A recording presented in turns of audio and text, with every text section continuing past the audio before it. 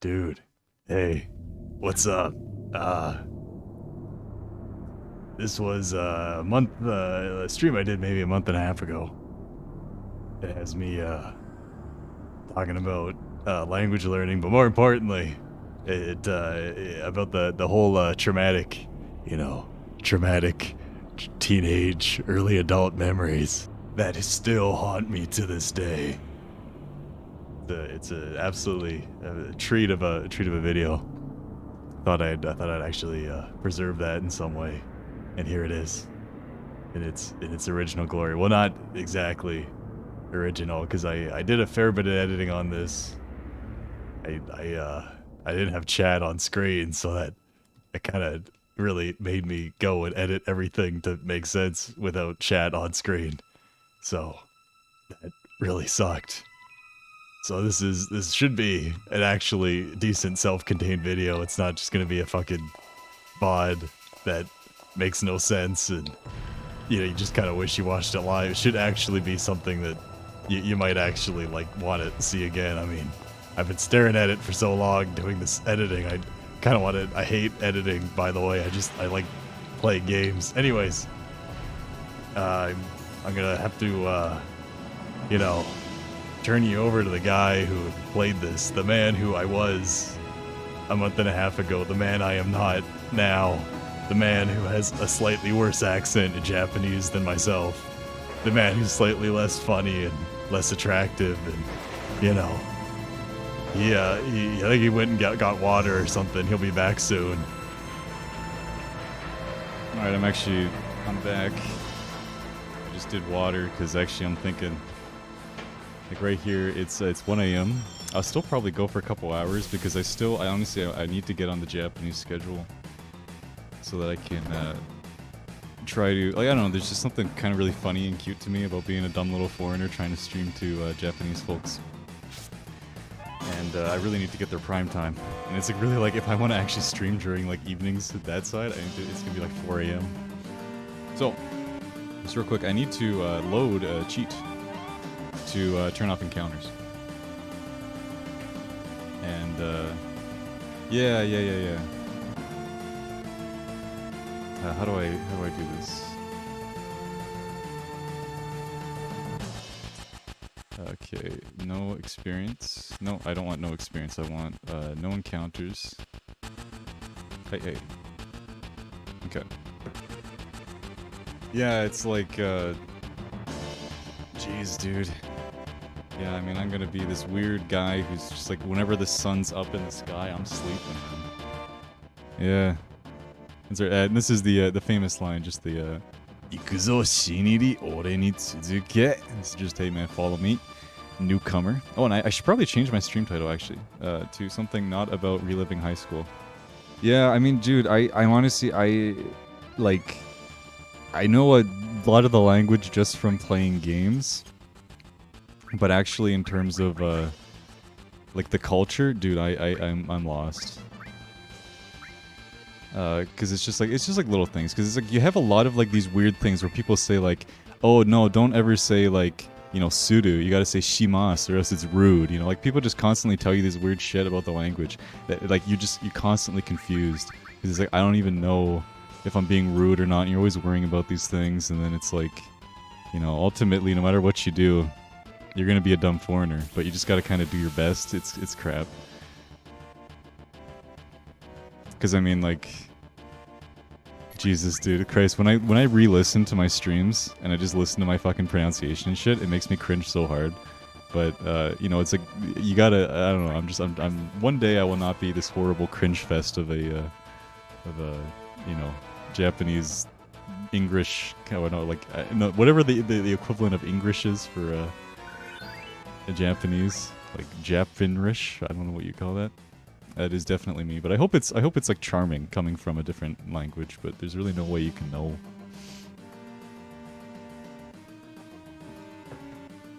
All right. And that's what I'm talking about, soldier, but it's like, dude, but it is whack. It is crazy to have a soldier coming and hanging out with our anti-Shinra group Avalanche. That blows my fucking mind, bro. dude, is what you're saying true? Soldier, aren't they our enemy?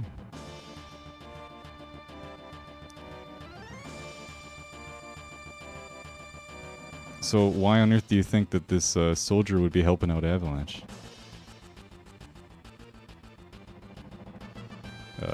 Quit jumping to conclusions, Jesse. Molto soldier. He's an ex-soldier, or like that's what he said. He quit.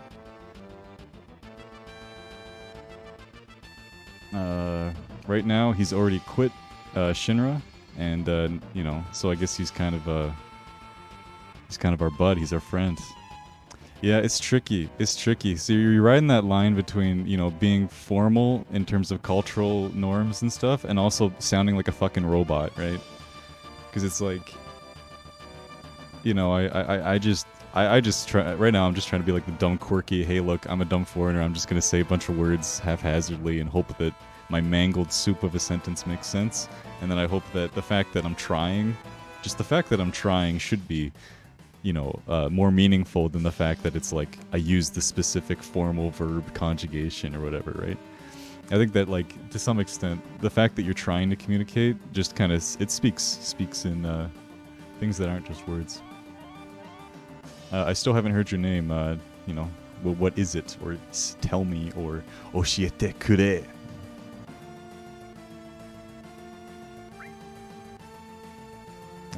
I could go Cloud or I could go Cool Guy. Choices. But actually, I don't think we. Do we have the dash available? Because I'm not sure if that's the right dash. There we got spaces.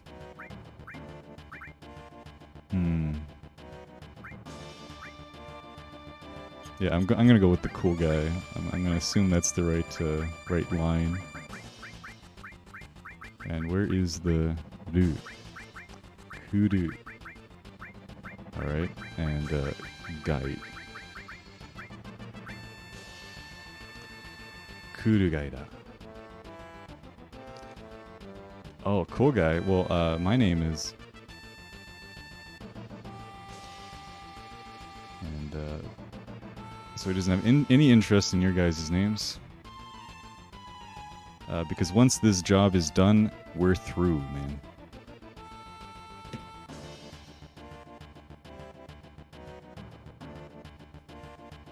What on earth are you, I guess you could say, what are you dumbasses doing if you want to be, like, really vulgar, if you want to be edgy. And he's saying, I told you not to, act together as a group. Or didn't I tell you not to act together as a group?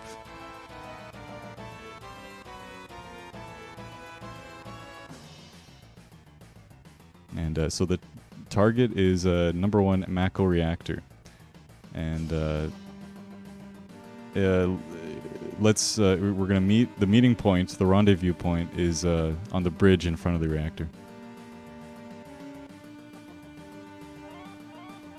Yeah, like it's, oh geez, dude. Because, like, here's the issue though, right? Because this is the one fucking thing. Literally, there's one thing that fucked me up for so long in terms of my Japanese progression. Like, this fucked me up for, like, maybe it still fucked me up, dude, Crit. Because it's like, the first time you try to speak to a Japanese person in Japanese is really fucking important, right? Because it's like, this is the precedent. If it's like, you've been studying, because for me it was like, I dabbled a little bit of Japanese in high school, and then I took a course in university. But as part of our curriculum, we had to go to these conversation cafes, is what they were called, where you actually talk with Japanese students that are, exchange students. Like, actually Japanese people come and, talk to you at these cafes, because it seems like they have to come and talk in English, and you need to go and talk to them in Japanese, and then, like, it's critical for both of your curriculums. But because I was so worried about being offensive, I'm like, I'd be sitting there trying to talk to these people, and their English is fucking perfect, right? Like, you wouldn't even know they were exchange students. It was fucking whack, right? Like, at least most of them, right? And then, like, you'd just be sitting there like a fucking deer in headlights thinking, how do I say to this person something like, what's your name? And you sit there and you're like, anata no namae wa, and then you're like sitting there and you're like, oh shit, isn't anata? Isn't that rude? Because like anata, like it's like you're kind of like already assuming their social status if you say anata, because it means that it has to be equal or below theirs, below yours. But it's like, what if they're older than you? What if they're supposed to be a senpai? What if you're supposed to just say like, you know, like how are you supposed to say this? I don't fucking, oh my god. And it's just like I had the worst fucking experience in front of these two Japanese girls. And the worst part is that this is the thing that fucks me up the most. This is the shit that fucks me up the most. Is that during the English portion of that conversation cafe, you know, they were just talking in English, and they're just kind of like, oh, what is, you know, do you do music? Do you do whatever? And we're just having a casual conversation. But then it seems that they were, you know, they're supposed to, after you had your conversation in English, you were supposed to announce to the entire room, like this, what was the conversation about? What did you learn about each other, right? And so our table was the first table after we had our English conversation. We just talked about little things like, oh, geez, you know, do you play any music? And I'd be like, oh, you know, I play a little bit of guitar, but I'm not very good. And then she was like, the other two girls were like, yeah, we both sang a little bit. We both did a little bit of piano, but, you know, we didn't go too professional with it. So like, you know, that's just kind of the general thing. That was the one thing, because the goal of it was to find something you have in common, and that was our thing in common. We both dabbled a little bit in music, but we didn't really take it too seriously, right? And then so it comes to our table, and we're the first group to do this, and they're like, okay, well, tell us what you had in common. And then so, you know, I sit there patiently. I look at the two Japanese girls that I just talked with, and none of them are getting up to say anything, right? They're just sitting there.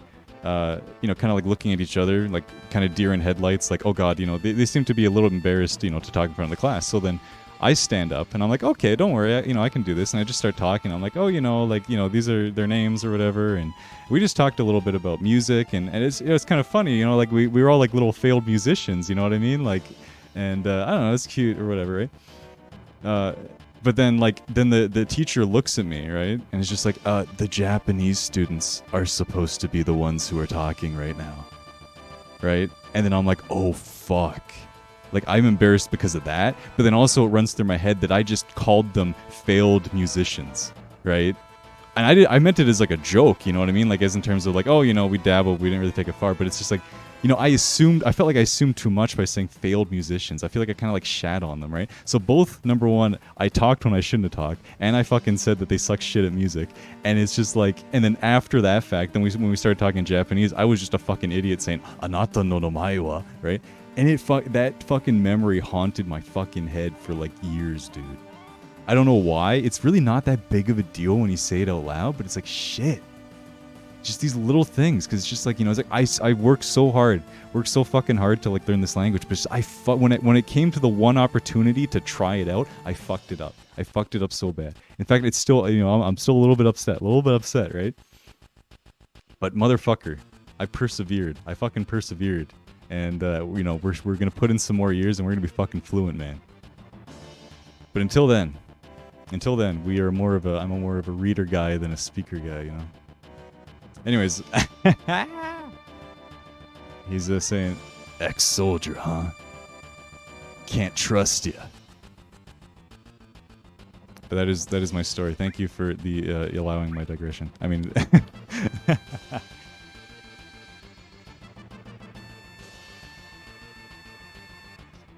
if you hold down the X button while pressing a directional key, you'll be able to run quickly. Alright, and, you know, without falling behind, keep up, let's go.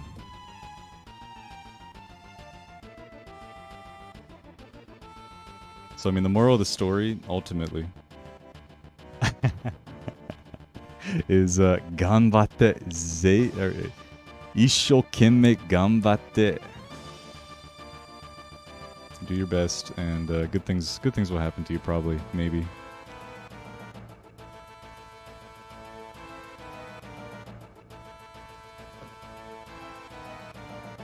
Well, dude, I mean, like, that's the thing, too. I mean, so that stopped me from speaking Japanese a lot, because I fucking, like, I was still supposed to go to those conversation cafes for the rest of the curriculum. I just stopped doing them. I just took, like, a 0 on my, like, participation grade, because I'm like, I'm not fucking doing that again. Never again. you know, that was fine because I mean, I still like the teacher liked me, so I think she mostly gave me a pass on that. And then like, you know, the next time I literally stopped taking Japanese for like 2 years after that, until I really found that I needed to like my university. You need to have like a bunch of these courses that aren't part of your actual curriculum. And then, so I'm like, oh shit, well, I mean, I need to pick something. And I'm like, I guess I can continue doing Japanese because it's like, you know, it's something to do, and I know I'm, you know, decent at it, enough at it or whatever. And then when I joined that again, it's like, I guess you didn't have to do those anymore. Probably because everyone just had a horrible fucking experience. The Japanese people probably had a horrible experience because it's like their English is way better than our Japanese. And then probably, yeah, I bet you everyone had the same experience as me, right? I don't fucking doubt it. But yeah, no. So then I haven't done any like actually text chat stuff. I mean, so all the internet stuff, like I have no idea how the fuck Japanese people talk on Twitter. I have no idea how they talk on like forums and stuff like that. I have no idea. I mean, even like I don't really watch live streams either. I mean, I only just started listening to like it blew my mind when I was listening to Final Fantasy X. That has voice acting and stuff. I was like, oh, I can actually understand a little bit of this, because mostly it's like I'm reading the subtitles or whatever. But it's like for the first time, I just fucking closed my eyes and realized, hey, I can actually understand a little bit. A little bit. Yeah, right? It's fucking, it's hard. So it's like, right now I'm in the perfect fucking position, because it's like I'm just this mystery man behind the curtains. Nobody knows what I fucking look like. If I say something stupid, you know, it's just like the person's just gonna leave the chat or whatever, right? But it's like, you know, just today we had a guy who hung out for, you know, like what, an hour and a half? Which is like really cool and nice. And I try my best to like, you know, I'll say something in English, say something in Japanese, and it's like obviously I fucking say it like an infant, because you know, the one thing that I've really held on to, I'm sorry that I'm not fucking doing any Final Fantasy VII shit right now, but it's story time, right? The one thing that I've always hung on to is that you have been learning English for like, you know, I'm assuming like, I don't know how fucking old anybody is, but it's like, you know, probably like 20 years, 25 years, something around there, right? It's like, so you have literally, and this is in every single day you engage in English, and you've been doing this for 25 fucking years. But it's like when you are studying a foreign language in an English country, even if you try to do it every fucking day, you know, you might only be like, well, maybe I've studied Japanese now for 5 years, you know? It's like and because you're an adult, you're a little bit more adequate than an actual Japanese 5-year-old, right? You can pick up on a little bit more, and obviously, you know, if you're able to study in better ways and stuff like that. But literally, like, you're equivalent of like a fucking 5-year-old in Japanese, right? And it's just like the only fucking way to true fluency is to spend 20 fucking years learning Japanese. I mean, that's the way I think about it. Like, I'm only like a fucking fourth of my way there. I'm gonna move forward in this reactor, and before I go on another ramble. Okay, let me just fucking translate this shit for a second. Okay, this is Wedge. Okay, Wedge is the little chubster, okay? And he's saying right now, I'm securing our exit, you know? And he's saying, but damn, dude, to blow up a huge reactor, or to blow up a giant reactor like this, that is going to be one sight to see, man. That's going to be one hell of a fireworks show.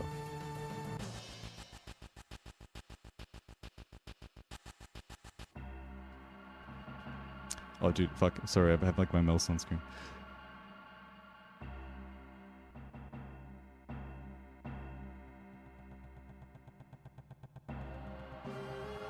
And he's saying, is this your first time, or this isn't your first time in a Mako reactor, is it? Okay, and actually, fucking, this is an important line.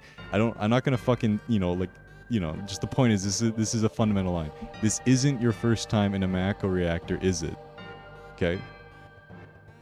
And then he says, ma na, ma.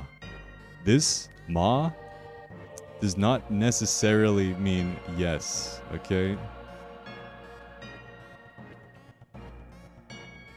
It has this special kind of meaning. It's like a very ambiguous, it's sort of just like, it almost just sort of acknowledges that a question was asked, but it doesn't really say yes, it doesn't really say no. It's like if someone asks you, hey man, do you want to go on a date this Friday? And you say, ma, nah. They'll be like, does that mean you're coming? Or no? Or like, what? But anyways, he just gives you a ma, nah. So it's like, I think in the English translation, they make him say yeah, but that's not really right. Like it should have been translated, I think, something like, you could say that. You know, I think that would be that would maybe be more in my favor. And then he says, yeah, you could say that because, I was, I was part of Shinra. That's, soldier is part of Shinra. So.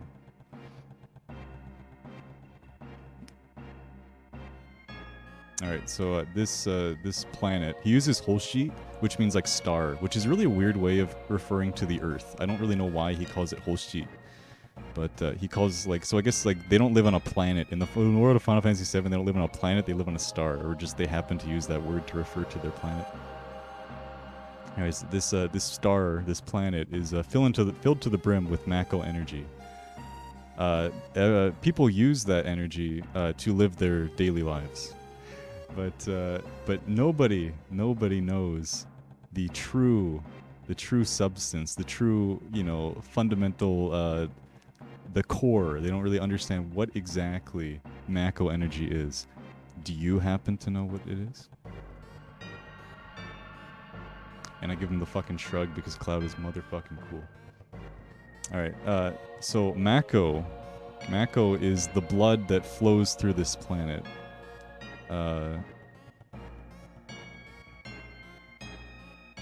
And the this company called Shinra is just sucking it up. Just keep on sucking it up. They're just sucking up the blood of the planet. And there's last little bit at the end where he goes, "Yagaru." From my understanding, nobody actually says this in real life. It's just like a way of saying you would probably translate as those rat bastards just keep on sucking it up. And using this piece of crap scrap heap that we got here. Okay, and this sentence here, okay, no gaki. This actually has this really funny nuance. It's it's statement on the virtues of medicine, description of the virtues of a drug. But it's sort of just if someone's boasting and just talking about all their fucking, oh geez, our organization does this and this and this, and we're so fucking excellent and fantastic. I mean, I've only ever seen this word in this one exact context, so I don't want to say authoritatively what it means, but it's sort of just yeah, I get it already. Come on, let's go. It's kind of quit giving me your PR speech, and just let's get on our way. I think that's how you kind of take what he's saying right here. And all right, from now on, you're coming with me. Or it's yeah, you're coming with me. You're operating with me, Kodo. Yeah. All right, and so this thing, for some reason, I really hate this one part. It's you need to talk to, there's a bunch of story that if you accidentally talk to Biggs first, you miss out on what Jessie has to say. Because she'll never repeat this line again. Because first, it's just, so me and Biggs, we're able to get the passcode for these doors. Me and Biggs were able to get the passcode for these doors, right? Just a simple sentence, but still you can miss it. But then now, if you talk to Jessie, you miss what Biggs has to say. And then this is a really important line. This line, I don't know, I think it's it just has this bit of storytelling to it. Because it's so in order to receive these passcodes, how many people ended up being sacrificed? How many people ended up being sacrificed just to get these key codes, right? So it's sort of it just gives a bunch of this idea that the first time I played this game, I must have missed this line or something, because I always thought that Avalanche was a really small group, and it was just Barrett and his lackeys or whatever, right? But it's just this suddenly gives context to another line that comes up on the train, where it's just Avalanche, maybe not necessarily how they have it in the remake is having all these weird rogue factions and shit. I don't know if that's the original intention, but for sure at this one bit right here, it's just there were people before you who just straight up died, going for Avalanche, and it just makes it a little bit kind of, I don't know, a little bit more history to it, right? Yeah, it's just, there's these little story bits that I don't know, and especially I was watching some guy play Final Fantasy VII yesterday night. Just because I was trying to get my sleep schedule really fucked up so that I could do Japanese shit all day, and that was just a Phoenix Town. But it's just the fucking, there's no flow to the conversations. I was watching him get Vincent, and it was just it was so fucking weird because he would talk to Vincent. Vincent's life sucks, I hate everything, whatever. And then fucking Eris looks at him and says, "That's dirty." And it's like, what the fuck? And they keep saying weird things like, I'm in Shinra, but sometimes they say, I'm in the Shinra. And there's like a bunch of like, there's the flow between conversations is so fucked in the English, because I think that they translated off like a spreadsheet or something, so that they didn't know which line came where. And it's just like, I don't know. And I think that like the guy who translated this, I think it was like a single dude. So you can't really blame him. And I think he was literally given like a week. But I've only heard, I don't know if that's true, but that's the rumor I've heard before from someone who I tend to believe, but also sometimes makes jokes that are fucking, you know, crazy. So I don't know how true it is. So it's like, you can't really blame it, but it's like, shit. It's just for a game like this that everybody fucking knows, it's a fucking tragedy that the translation is garbage. All right, thanks to this Mako reactor, every single day this planet's life energy is just, you know, chipping away, fading away. And one day, there'll be nothing left, or zero da. Well, actually, that's kind of funny. It's not Zeduda. It's not like Zelda, like Legend of Zelda. It's Zedoda. It's gonna be zero. Like, there was this one attack that I would watch this guy get attacked. It was fucking weird. There's like this weird little like bug thing. I'm sorry I'm doing so many fucking digressions, but it's just, I don't know what to fucking say about this game. Is this like little like beetle thing attacked Cloud, and then the attack was called Lie Down or something like that. And it was like, what the fuck? Like, that makes no sense. Oh no, he laid on me, but it's like this guy stabbing you with his fucking like horn, and it's like, lie down. And it was just so fucking weird. And Cloud's like, dude, I don't fucking care. Kyomi ga nai na. The planet's gonna die. What do you think about that? Is more or less the feeling there. All I'm thinking about is that I want to get this job done quick. That's all I'm thinking about.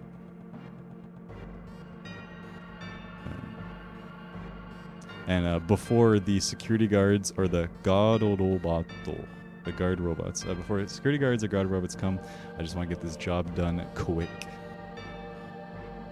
So.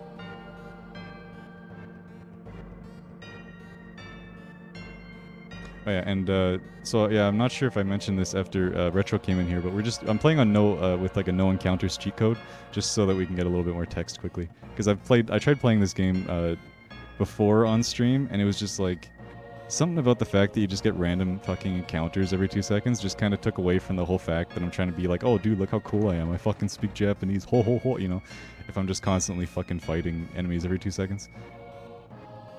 And then plus it makes yeah, fucking just RPGs like that, I can't handle it. And like, it's just, I don't know. Like, it's just, as a kid, I didn't give a shit. In fact, as a kid, it's fun to make numbers go up. And I'm not like dissing RPGs as a whole, because I think that, I think that if you can have combat that actually has strategy in it, then like, of course, I love random encounters. If you could, but I've just never played an RPG where I'm actually thinking about what attack I'm doing. It's just more like, I just, you know, I attack and attack and attack, and then when I have to heal, I heal. And that's like all you have to worry about, right? And like, that's kind of like fucking like 90% of, I mean, like, I fucking only play like popular RPGs, so that's probably why. I mean, I'm sure there's like some cool niche shit that you actually need to think about it, but for the most part, yeah, like, exactly like Skyrim. It's in front of a ladder, press the confirm key. If you do that, you'll be able to grab the ladder. Afterwards, you press the directional pad up and down, and you'll be able to climb or descend. Like, one guy actually had this really fucking nice take on Skyrim. Well, it wasn't about Skyrim. It was about some weird fucking, I think he was talking about Underworld. What is it called? Like, Ultima Underworld. He was talking about that. Oh, and she just says the same thing. But he was talking about how it's like RPGs should be about, you know, the journey of a hero, and about how, you know, you gain virtues, you gain knowledge, you come to understand the world around you, instead of acquisition. Because it was like, it's just like, you know, in a game like Skyrim, it's just like, you just get like, oh, I got a bigger sword, I got a stronger this, my armor is now 3 times better, oh, I have a 50% increase to my archery skill thanks to this thing. It's just about acquiring items but you don't need to actually engage in the world of, like, there's a lot of story to Elder Scrolls, but you don't need to engage in it to complete the game. All you need to do is acquire strong items. So you don't ever have to think about, how do I play, you know, the dynamics between the Stormcloaks and the Imperials? Where does my character fit into that? When I talk to the Jarl, what kind of social norms should I, you know, perform? Do I bow before him? What kind of a status do I have in comparison to him? You know, if I show my fealty to this Jarl, how will the other Jarls think of me? Like, you never have to think about anything like that. You just run around and fucking whack things with a stick, and it's like, you know, and instead of, you know, when you defeat a dragon for the Jarl, Balgroof, I think his name is, it's like, it's not the fact that you've literally saved a townsfolk who, like, are eternally grateful to you. It's more so like, oh geez, now I get a new sword. You know, it's like, it doesn't have this impactful feeling in the narrative. It only has an impactful feeling in your like your items and your strength. You know what I mean? But Fable, shit, dude. Fable, I don't actually. Before I had that opinion on RPGs, I don't actually know how Fable lies on there, on that spectrum. But I do like the idea that in Fable, actually, as you progress, your character gets his stats higher.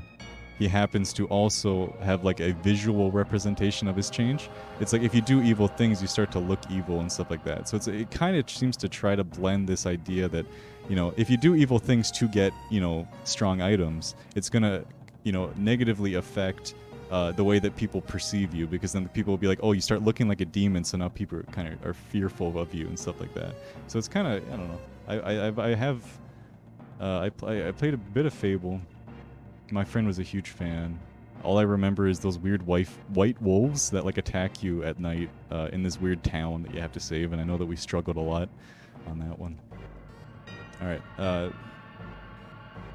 right. If you blow this, you know, you blow it up. If you destroy this, it's just gonna be a junk heap. Garakuta. All right, and all right, Cloud. Set this bomb for me. Isn't it better for you to do that? Dude, I'm keeping watch for you. To make sure you don't do anything funny. Have it your way. Open your eyes. This isn't just a electric facility. This isn't just a you know, electric generator place. This isn't a fucking, you know, it's more than just a fucking energy reactor thing.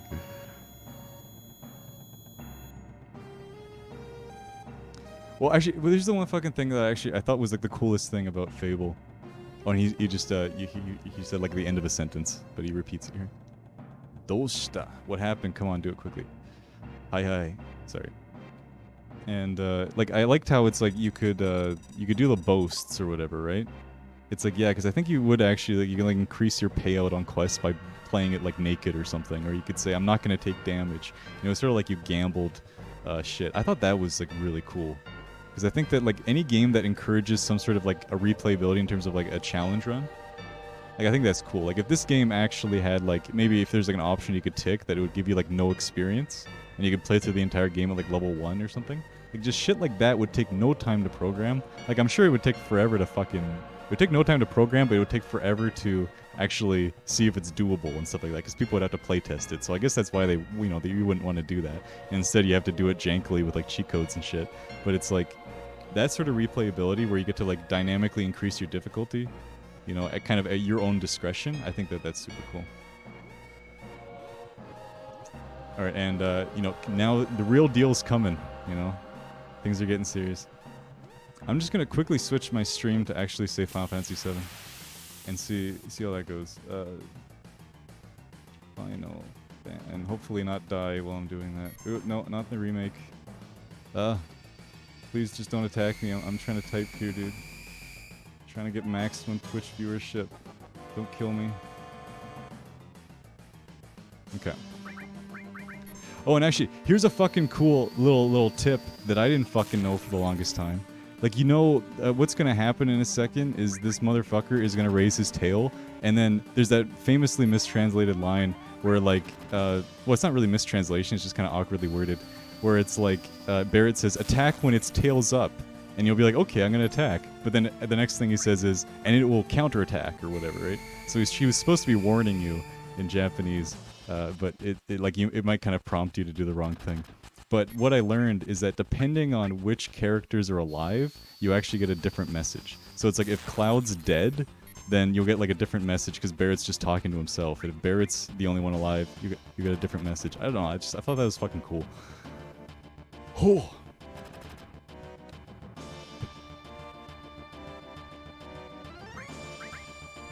Which I think I'm attacking him right now by accident.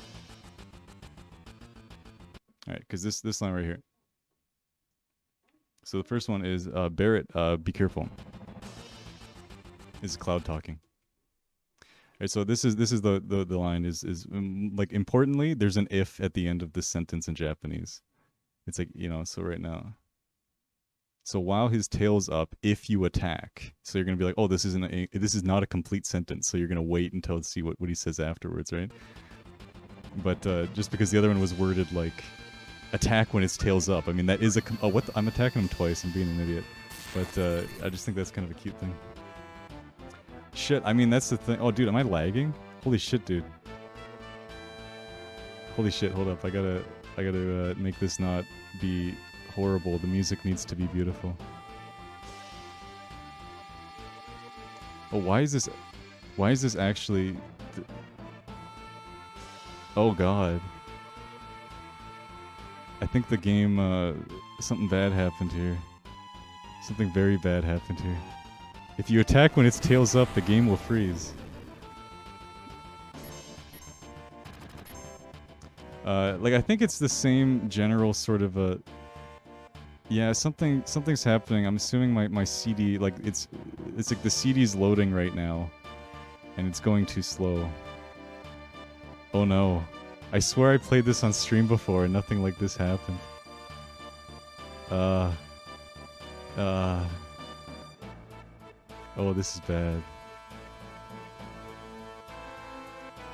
Because I have pre-cache, that should be the fastest.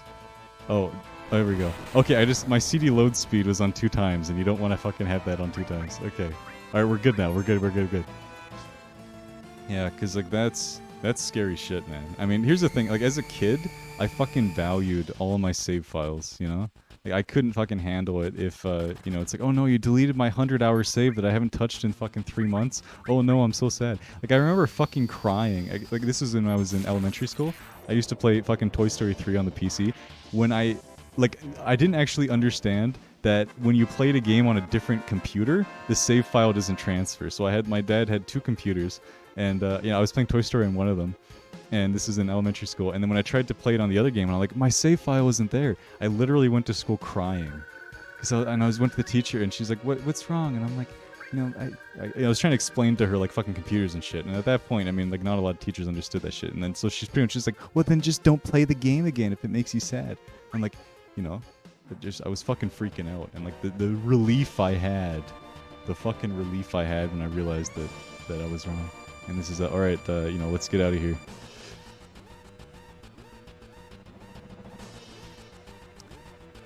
Yeah, like, dude, like, here's the thing, like, all of the original Sony fucking memory cards had like no goddamn space on them, none. You know, like not like none, but it's like you'd fill them up like pretty quickly. But then like there'll be all these like weird third-party memory cards you could buy that like they'd have all these weird fucking buttons all over them, right? And it's like, I don't know. I just remember my friend had this weird memory card that had like, you'd plug it in and it would show you one set of save files, right? Hold up, I'll continue this digression a little bit. Hey, are you okay? I'm careless. My leg's stuck. Thank you. But yeah, it's like it was this weird memory card where it's like it had different buttons, and then it would like emulate. It was like 6 different memory cards, but like depending on which button you click, it would you know, switch between them. It was just fucking weird. It was like this kind of weird fucking technology. But I'm sure you can get probably something that like probably is like some weird SD card thing you can probably buy. Sort of like an EverDrive kind of a thing, but probably just maybe not for games, but just for save files. Oh, but soldering and shit, I can't fucking handle that. But I'm sure, yeah, like actually, I think I have seen someone have like a fucking PlayStation where it's like you open the disc tray and there's like an SD card like hole in it or something like that. I think I've seen a few of those. Those are, I mean, I have nothing wrong. Like I think emulators kind of suck dick because sometimes, well, like, oh, actually we got, oh yeah, no, never mind. They suck when it's like you have little problems like the one that I just had, and it's like, oh, you got to change this weird specific setting to fix it. And it's like, you know, playing on an EverDrive just kind of fixes all of those problems, or you know, EverDrive, or burning your own CDs, or you know, whatever the fuck you do. I mean, that's fine. It's just like the, and plus you get to actually play on a CRT and stuff like that if you actually use a normal console. And I don't know, there's something nice to it. I personally, I don't really care about having like a huge collection of CDs because it's like, or you know, a huge collection of games because sometimes it's just like a fucking hassle. And plus it's like, you know, for me I'd be like, I want to play the English but now I want to play the Japanese, but then it's like I have to buy two versions of one game. Kind of feels like, you know, kind of lame-o. But definitely like playing on original console, I think that still has a lot of value. I think that it's just that there are kind of modern ways to still play on console, you know. But there is something like this games that I really enjoy. I always like to have a you know, a proper copy of, just so I can actually have like the manual on hand and everything like that. Like there's something really special about you know, like maybe there's of just the games that are monumental to you. You know what I mean? Like I definitely, I only have the like I have the English version of this, but I should definitely pick up the you know, the a Japanese copy of the international release because I mean shit. Kind of get a lot of value out of this. And oh geez, Biggs is saying, you know, I hopefully, or I wonder, or something of that nature. I hope that the planet's life has stretched out a little bit, or you know, I hope it can keep living a little bit longer. And then like the mini systems, I have like the SNES Mini, and oh sorry, Wedge is just saying like, you know, if you know any Japanese, just saying like so desu ne, or whatever, like yeah, you know, I hope you're right, or something like that. But the SNES, like all the new re-releases, they have like HDMI like outputs, right? And like I guess that's the issue, is like when you have a HDMI output, you kind of get like a little bit of input lag, just because it means you kind of have to use one of those new TVs. And like I don't know, like the issue is if no one ever told me about input lag, I would never fucking notice it. But the thing is, it's like, you know, once you know about input lag, it bothers the hell out of you. Like when you're playing, I was playing like Super Metroid, and it felt slow or something. I don't know. I mean, it could have just been a total placebo, and I mean, it probably was, but just fuck it, it bothered me, man. I mean, but the other issue is like for fucking like N64 or something like that, and she's just saying, okay, I you know, I finished setting the bomb, and you know, get back.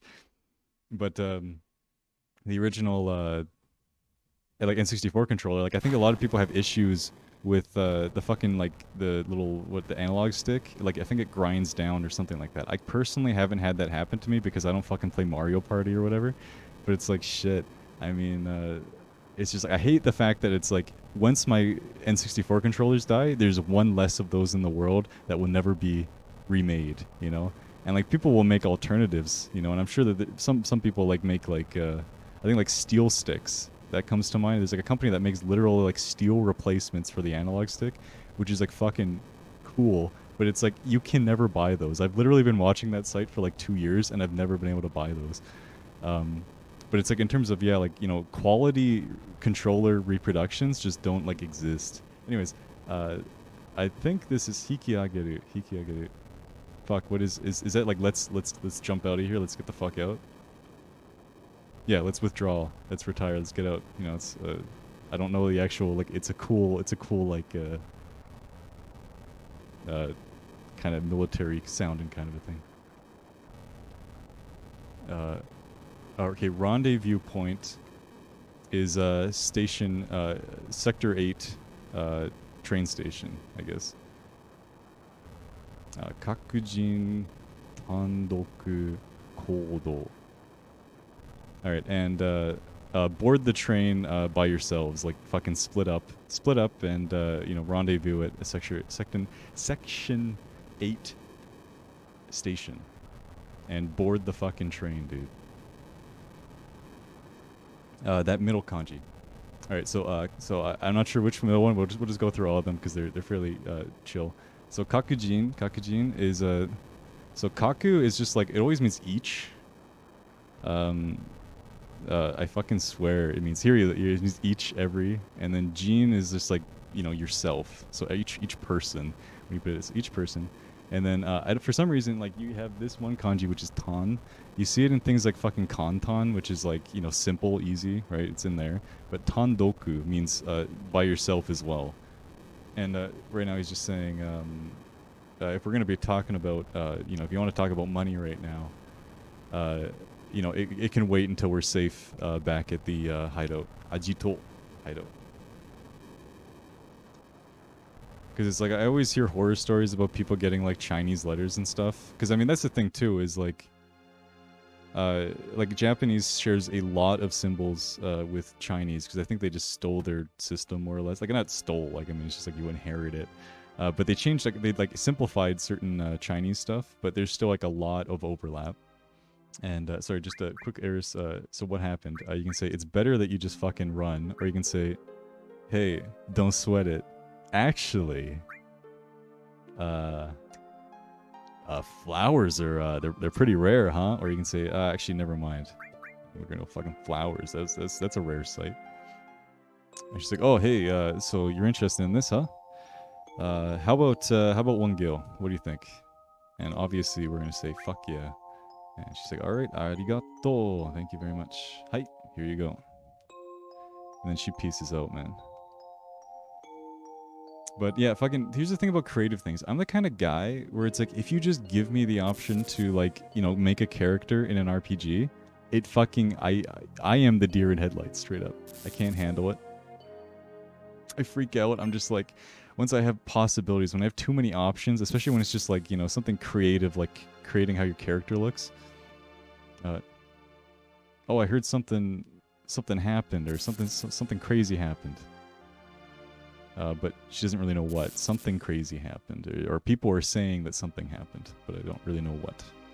Oh my god, yeah, so shit. Because sorry, I was in the middle of fucking talking about something. Yeah, but she's like, sometimes if I can't fucking draw because I can't. I get really spooked about when I have too much like fucking choice, and I always just more so my issue with a lot of creative stuff is the idea that somebody else is gonna watch the thing that I make. Like it's like say I wrote a story or something. It's like I write it as if someone's gonna read it later, so it doesn't really represent actually what I want to write. It represents what I think other people will want to read.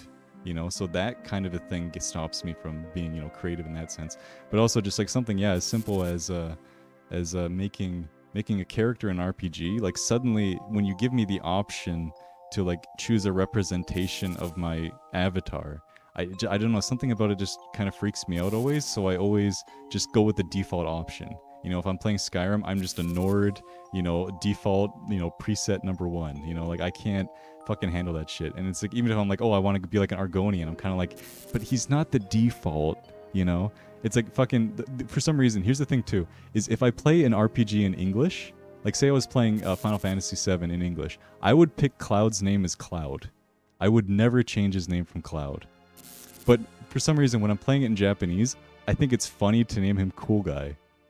It's so weird because something about that is like different, because it's like, I don't know, it feels like when I can be, something like when it's a weird foreign thing and somehow it feels like I'm more playing around, I'm having fun with it instead of like, oh, I mean, that's the point of you playing a fucking game in the first place. I don't know. For some reason, when I'm playing things in Japanese, I like to fucking give people weird ass names. Like when I was playing that dating sim, I named my guy Egg, Tamago.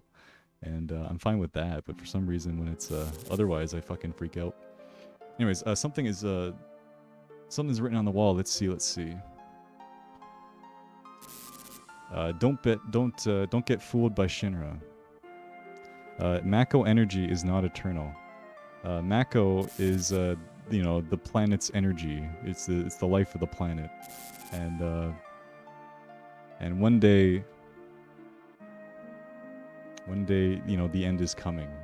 Those sons of guns are bringing the end of the world towards you. And so this is a cute little, I think it's Shoal, is it Kyusei? Kyusei Shu, is it? Hi.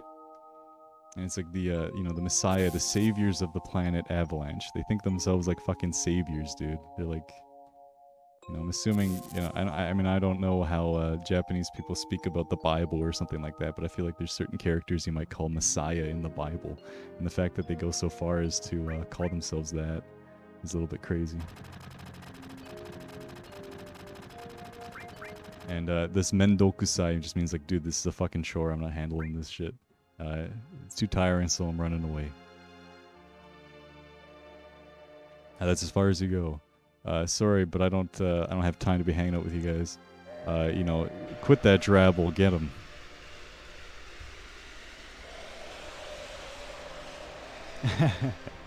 Free to be creative in Japanese. I don't know. There's that weird thing, right, where it's like, yeah, I mean, I don't fucking know. I have no idea what the hell the reason is. In terms of Virgo, I have no fucking... Actually, I think I'm Libra? Is it? It's like this dumbest fucking star sign. It's like the... it's like the... What is it? The two fucking... it's like the scale, right? It's like the most boring one. You got people like being centaurs shooting fucking arrows. You got... I don't know, it's just being called Cancer. I think it's the crab, right? I mean, that's just fucking cool. And then, what else do you have? Like... I don't know, but the point is, like, Libra has always been the most boring son of a fucking star sign that there is, but that is me. Cloud never came, or Cloud didn't come, or whatever.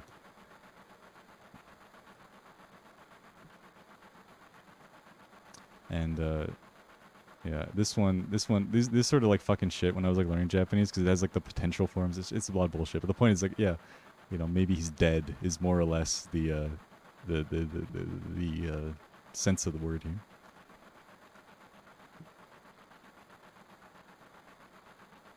And that son of a gun wouldn't just go off and disappear without his money, without me paying him. And then Cloud, or Cool Guy, whatever you decide.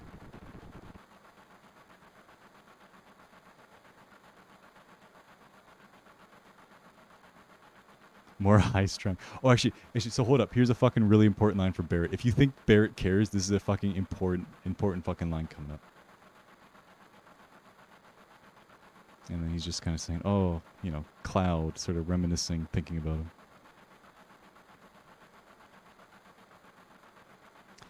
Do you think he went down fighting for us? Do you think he fought for us to the very end? And he's like, I don't really know.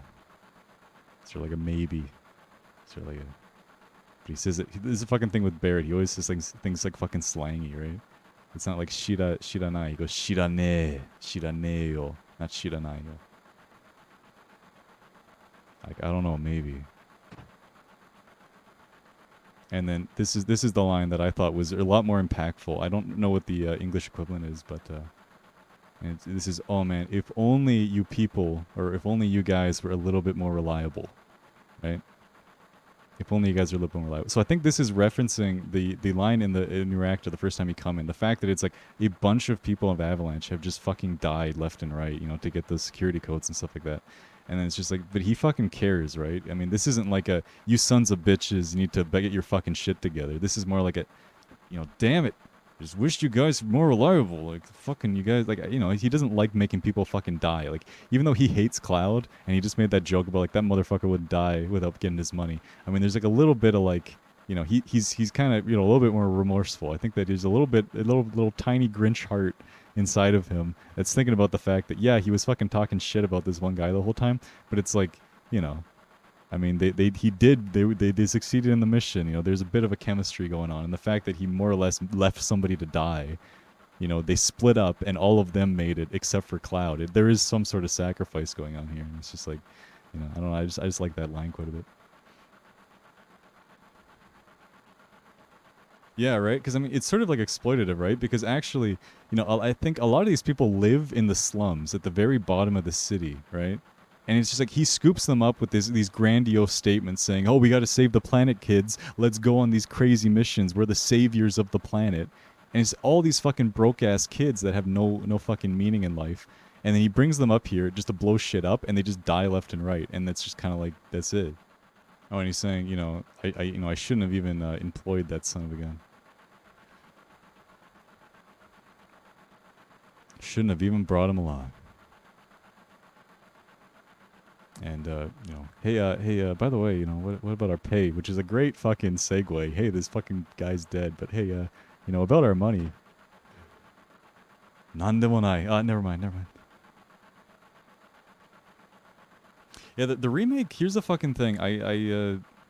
I don't know. I really like the combat in the remake in terms of fighting like the bosses. I fucking like. I was playing with my sister. We were just playing the Yuffie side story because she already played the remake.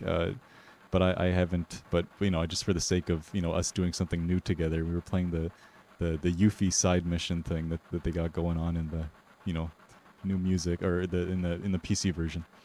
And it's just like we were fighting Rama, and like just at being like a really low level and not really knowing how to play the game, we had like a huge fucking blast. Just like the combat in that game is actually really fucking dope. Well, yeah, like I don't think it's too much because I think it's the same fight. I think you also fight him in the main story or something. But it's this weird virtual thing. It doesn't actually happen as part of the story. It's weird. But you think you do enjoy it? Okay. Like personally, I hated the voice acting in the English, and then when I switched it to Japanese, it's just that I felt like there was too much dialogue. Like you just fucking walk through the slums, and it's like there's like 800 conversations happening. People are just fucking talking about this and that. I'm just like, what the fuck? And then like there's like the fact that it adds all these other characters, and like that's probably fine. And it's like who knows in terms of if I were to just only play the remake, maybe I'd be fine with it. But there's something that feels like it's impossible to make a good remake because no matter what happens, anything that's added, there's a chance that people are going to hate it. Anything that's like taken away, people might hate it. If it's just the exact same game, people are going to say, why did you even remake it? If you change too much, people are like, what, how is this even a remake? There's really no way you could do it properly. And it's like, so for for someone like you, I guess it is the perfect game for what you wanted out of it.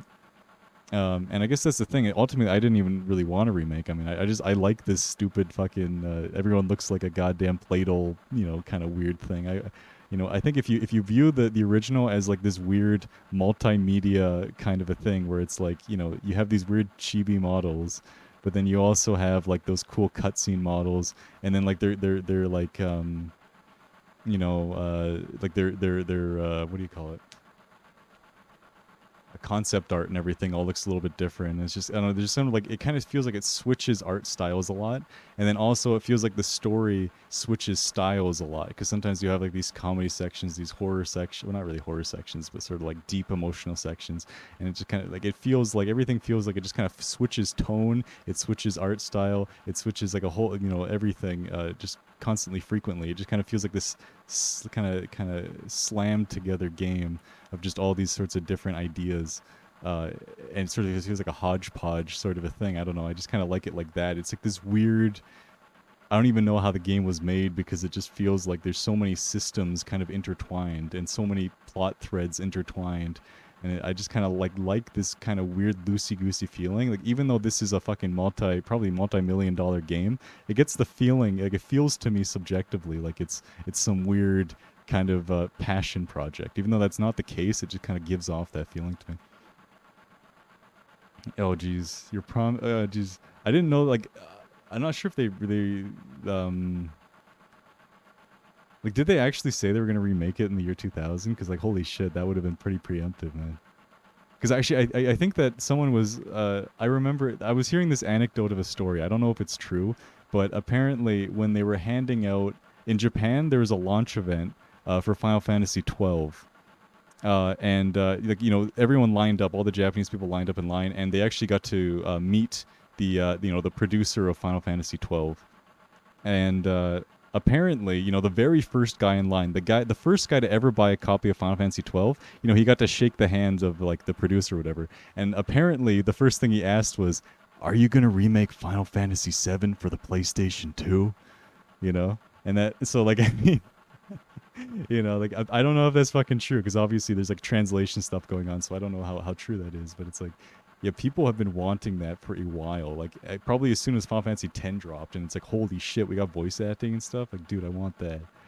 Like that would be dope, dope-arino, man. And everyone's just sighing here, by the way. Long time coming. The one thing that I always thought was so weird in the remake is like Jessie is fucking thirsty, dude. You know, she is like I kind of like her because it feels like I don't know, like she just really I don't know, like I never like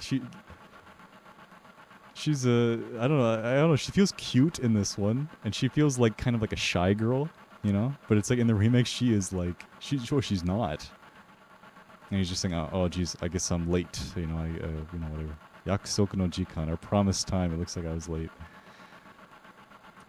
Cutting it short. You late son of a gun. And that is one, you know, one showy, one gaudy entrance you got going on there. You know, kind of show off. And he's like, nah, man, that's nothing special. That's how I normally do it. Nah, yeah, like, and then there's like fucking, I don't know, the remake. I gotta get into it. I mean, definitely, this is the funny thing too, right? Is like my understanding of Japanese, because mostly I play retro games, is my understanding of the language is where Japanese sat in the 90s and like the 2000s and the 2010s, like kind of like in that 30-year period. That's kind of where my Japanese knowledge is. And of course, you know, these are mostly kind of like teenager focused games and stuff like that, right?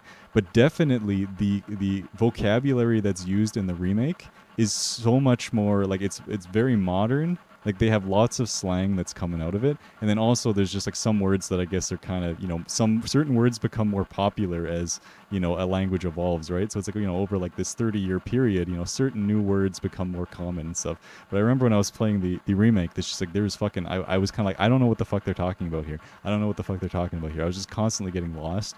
And then of course, you know, I can't really just pause and just like sit on this fucking screen and just read shit for like, you know, ages or banter. Like I got to be paying attention. There's no way I could be doing what I'm trying to do. You know, doing the remake. Like one day, I hope that I get that fucking good, where it's like literally I just hear something and I can just say the translation, just hear it, say it, just literally do live translation like that quickly. I fucking wish I could do that, dude. And he's saying, you know, you selfish bastard, making us, you know, worry like that. You know, bastard, maybe not. I mean, I don't know, because I feel like anytime you actually translate Japanese and insert a swear or bastard, I feel like it always feels a little bit amateur. So I always just say like, you know, you son of a gun or whatever. Oh, you were worried about me, huh? What? You... I'm taking your, you know, this is kind of, I don't really know how you would translate this, but it's like, the amount of time that you were late, I'm taking out of your pay. Or, you know, like, yeah, it's kind of like an awkward sentence, but it's like, you know, I'm docking your hours. Yeah, no, that's fucking perfect. Like that's the fucking thing about like translation is like, you know, one person can kind of understand what it means, but it's like it takes another person sometimes. Like, you only sometimes have a good idea what a good translation is. It's like it's almost like, yeah, this is the thing. Like you guys, like, well, fuck. I mean, like, it's just like having different opinions on of ways to saying a sentence. Some person's gonna get it right, and I really like that one. Just I'm docking your hours. It's like if I fucking was actually doing a professional translation, it's like you kind of almost want an editor because other people will just have better ideas, right?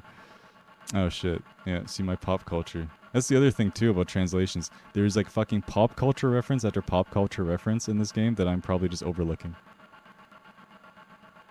Because I mean, there's a bunch of like, whenever anybody says something totally fucking weird and you don't understand what they're saying and it sounds inappropriate and weird, it's probably a reference to like some weird 1990s or maybe 1960s fucking Japanese film, and it's just like, if you don't know it, you're gonna translate it literally, and you're gonna do a bad job doing that,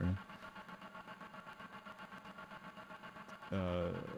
All right, you know, let's change places. Let's get a little scene change going on. Follow me. Yeah, like I was playing. Jeez, fuck, dude. See, I'm just full of anecdotes. Like literally, I've been fucking streaming this for like an hour and a half, and again, we fucking got like 5 minutes into the game, but it's like, I was playing Wind Waker, and there's this one girl who she falls in love with a monster. She's like some weird rich girl that falls in love with a monster, and like she's trying to send him like a love letter, right? And then she writes, "The color of my heart is that of the ocean. It's blue like the ocean. The color of my heart is blue like the ocean. And I thought that the way that she said it, it just kind of came out of the blue. And so I looked up the way that she said it because it's like, is it hitome no kokoro? Oh, no, otome no kokoro. Otome no kokoro. So the color of this maiden's heart is blue. And so I was like, that sounds like it should be a reference to something. So then I looked it up, and there's this famous pop song called, The Color of a Maiden's Heart. And in that song, she says, right now, the color of my heart is that of a rose. And that's like the chorus of the song. But because they're like playing Wind Waker, it's it's like because there's like a lot of ocean and stuff like that. She's saying the color of my heart is, blue in that instance. But it's just like, I remember when I was reading the English translation of it, is they just clearly didn't understand that that was a reference to a pop song. So they just completely ditched that line. And they just made her say, oh, I love you so much, or something like that. And it's just like, that's the thing. It's like, if you're being a translator, do you translate the reference? Or do you just say, fuck it, I'm gonna just, the point is she's just trying to say she loves the guy or whatever. So it's like, or are you gonna be some fucking weirdo who then says, oh, well, if it's a reference to a Japanese pop song, then the proper translation would be to make a comparison to an English pop song. You know what I mean? And it's just like, you got all these fucking like decisions you have to make, and like none of them is really the right decision. Ultimately you just wish that the person who was playing your translation just knew Japanese and they were just playing the Japanese one, because then that would be the purest experience, right? Wedge is just saying, thanks for the good work today. Thanks out for helping us out. Appreciate it. And I hope you help us out at the next mission too. It's dangerous, so I'll close this.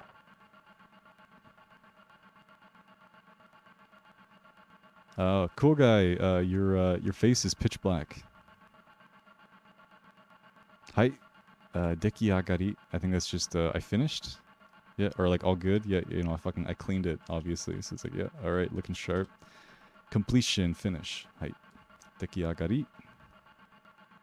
Dekiagari. Shit, I'm sorry. That's probably like super loud. All right, and thanks for saving me at the reactor there. Arigato. Yeah, I mean that's the thing, right? It's like a really poetic kind of a line. So I was really disappointed by the fact that they just kind of ditched it and just had like a generic "I love you." But then the really funny thing, this is the real issue, is so she says that one line, if you talk to her. But then in Wind Waker, there's these ways that you can take pictures of people and you can turn them into figurines. And there's like this, like it's more of just like a model viewer. Like certain games you're able to like view models and like spin them around and stuff.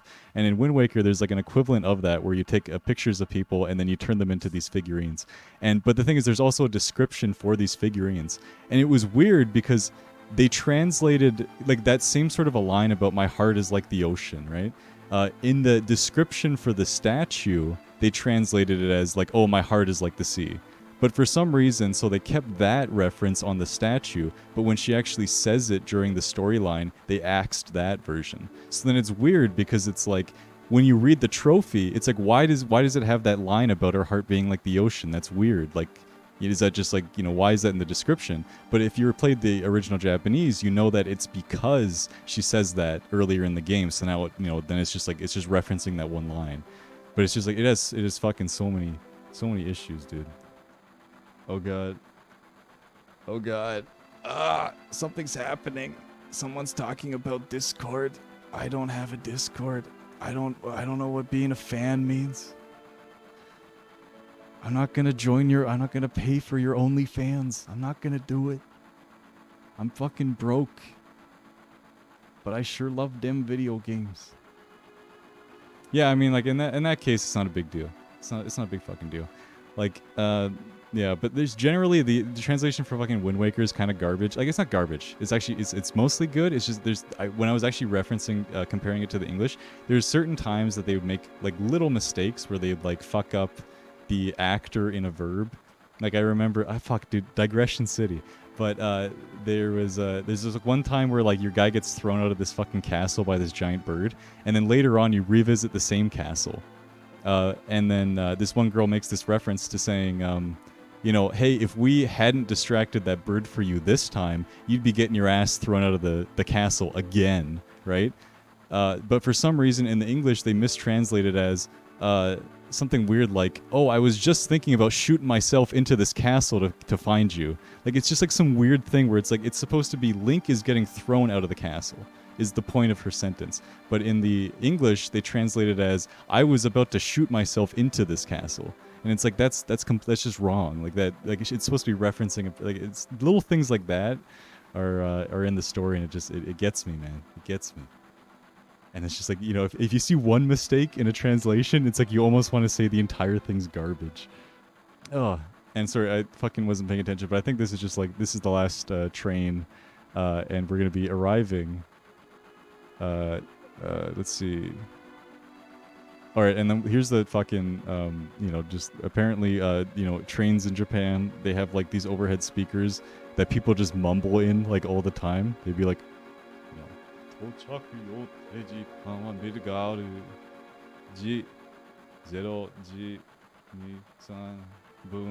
it's like more muffled, so like, you know, but it's like literally incomprehensible. I don't know, some guy made a joke about that. I don't know if it's actually like the Japanese opinion, but the point is like fucking they use a lot of like these big specialized words when they're doing you know, overhead broadcasting, or not overhead broadcasting, what the fuck you call it? It's just like announcements for the train that you know, can be incomprehensible sometimes because it sounds like someone has a cold the whole time that they're talking because they're using these old speaker systems and stuff.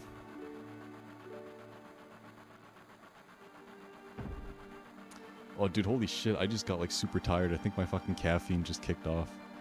Holy cow. Oh my god, dude, like holy cow. I don't normally drink caffeine, so it's like, oh dude, I've never had this happen. Oh my god. Like, literally, it feels like blood is draining down my face right now. Holy shit. Oh my god. Dude, dude, that's a weird feeling. Like, and all of a sudden I feel like perspiration in my palms. I don't know why I'm describing my experience to you, because it's I can't fucking read Japanese now. Okay. Alright, and he's saying, geez, this is why I hate the last train, I think. This like Shuden. Hi. Yeah, it's like, and this is the kind of reason that I hate having taken the last train. And by the way, this fucking Maidu thing, like it fucking, this thing really worried me for a while, because it's like, normally, like, you use it humbly to mean you're gonna go somewhere, but like in certain situations it means that you hate something or it annoys you, and I don't really know why that is comprised in one certain verb, but yeah. But anyways, the point is I fucking, you know, I hate the last train, because there's weirdos like this all the time. Oh god, yeah, don't worry, I hear that water's supposed to give you energy. I'll just drink water. I'm not having fucking caffeine at like 2:48 a.m. Oh my god. Ah. Alright, this is my home, so, you know, enjoy your visit is sort of the, sentiment here. And if you want to be, like, super literal, it's more like, take your time, you know, or be at leisure, you know, relax, come hang out in my home.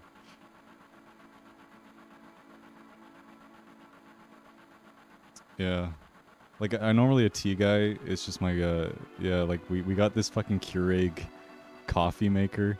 And it's just like, suddenly I used to think that was, well, it's number one, it's like super fucking wasteful. And plus it only makes one cup of coffee. But it's just like, it's so quick, it's so convenient. You know, like, fuck. So I started drinking coffee for the first time, and it's a wild ride.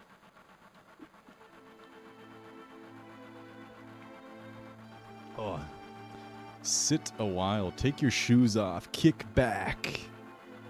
You know, I think it's cute. I mean, he's sure as fuck relaxing. I'm not sure how much you can make it out, because, I mean, it's really small models or something, but he's lying on his back and he has his feet up, you know. Alright, Golkai. Alright, I think this is a... Yeah, this is actually kind of cute. The way that they say special issue, you know, like when people release a... like, they already released their newspaper for the day, but then, like, some really breaking news happened, and they needed to release, like, another, you know, issue for the day. The way that they say it in Japanese is golkai, which is like, so gol is number, and then kai means like outside of a number, so it's like a special issue or something. I'm not sure if that really makes too much sense, but Anyways, have you seen the special issue from the Shinra newspaper?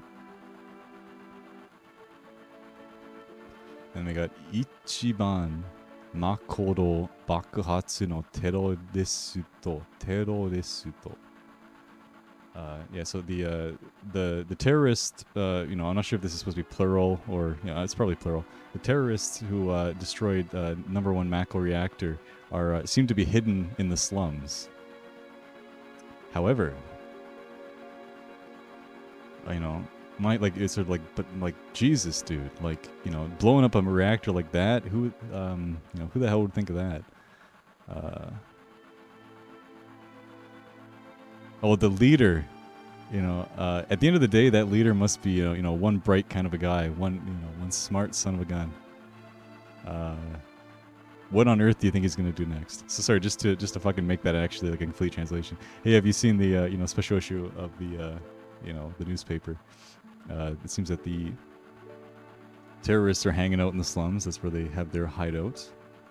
But man, oh man, blowing up a reactor, like who the hell would think of that? Whoever would think of something like that, there must be one smart bastard, you know what I mean? What on earth do you think they're gonna do next? And then actually, I'm not sure if you can see it here, but Barrett has a little animation for this right afterwards. He just kind of like stares at him. And I remember this line exactly. He says like, "You're not a kid, sit down," or something like. Or yeah. Kodomo janee nda. Oh, I guess it's just kind of. It doesn't necessarily say sit still, but it's just like be still at the very least. Take off your coat and sit a while. Put your coat up. Yeah. I've never heard put your coat up. I always hear like, take your shoes off. But who knows, maybe that's a fucking, Americans and their shoes indoors. I guess that the equivalent is take your jacket off because, you just running around with your fucking dirty shoes in my house, can't stand that. Who would do something like this? Yeah, but it's like a kind of a good way. It's sort of like he's surprised of their audacity. And he's kind of like, that is one ballsy ass move, because the towa, I'm not sure, but this one is you use it to like indicate if you're gonna say what some word is, you can say towa, like as if someone doesn't know what something is. But you can also use it as just like as surprise. Yeah. So he's kind of like, it's just kind of cute because it's like this guy is literally saying like, "Holy cow, that guy must be beat genius," and then Barrett's just like fucking right there. But yeah. Yeah, I think it's cute. The way that he actually says it, I think it's like atama kiru, which is like his mind is really sharp or something like that. It's probably the way to, All right, and yeah, we got this crazy fucking kanji garbage coming up. Hijo keihin taisai. Taisai. Hey, so emergency alert system. Emergency alert system. So it looks like the train's emergency alert system still hasn't kicked on. But tomorrow, that's probably won't be the case tomorrow. Yeah, I don't know. It's just for shoes. I mean, of course, I don't really like fucking care about shoes, right? Because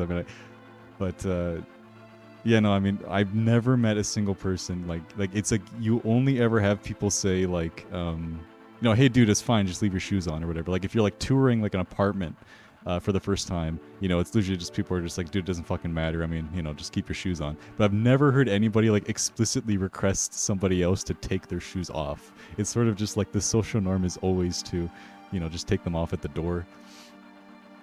But I mean, I just always thought that like it's such a small little cultural thing, but I feel like it's probably a bigger deal or a much smaller deal than people make it out to be. But it's cute. It's just these little fucking things about culture, that is difference between people that I always think is just so fucking interesting. Now you're saying, yeah, no surprises here, but I'm beat, man. Please just let me sleep until we hit the station, until we reach the station.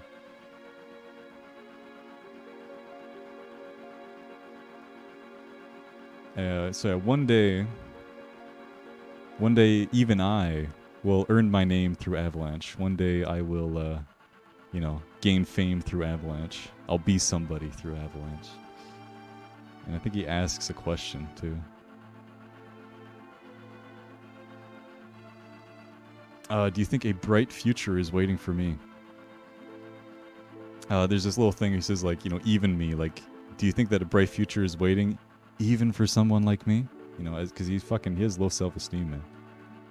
And I can say, well, you know, what do you have in mind? Or, you know, what do you expect? You know, what kind of a fucking, what do you mean? What are you waiting for? What are you hoping for? There we go. That's probably best. What are you hoping for? Okay. All right. I've been playing the role of like a side character, of a sidekick, or, you know, of just an NPC my whole life. I guess you could, if you wanted to be really fucking, you know, fourth wall breaking. I've been living like an NPC my whole life, because I think people actually literally like say that nowadays. But, you know, I've joined Avalanche, and if I'm able to save the world, you know, then maybe even I will. You know, I got a lot of things in mind. You know. But it's sort of like the fact that he cuts himself off again is sort of like, again, he's like, instead of like saying like a big declaration about like all the things that he wants to do with his life, he kind of stops himself prematurely, and it's kind of just like, yeah, you know, like a lot of things or whatever, right? You know, he just kind of, he doesn't even have the confidence to say what he actually wants in life. He just kind of thinks like, you know, like, you don't even care to listen, so I'm just gonna stop early, you know.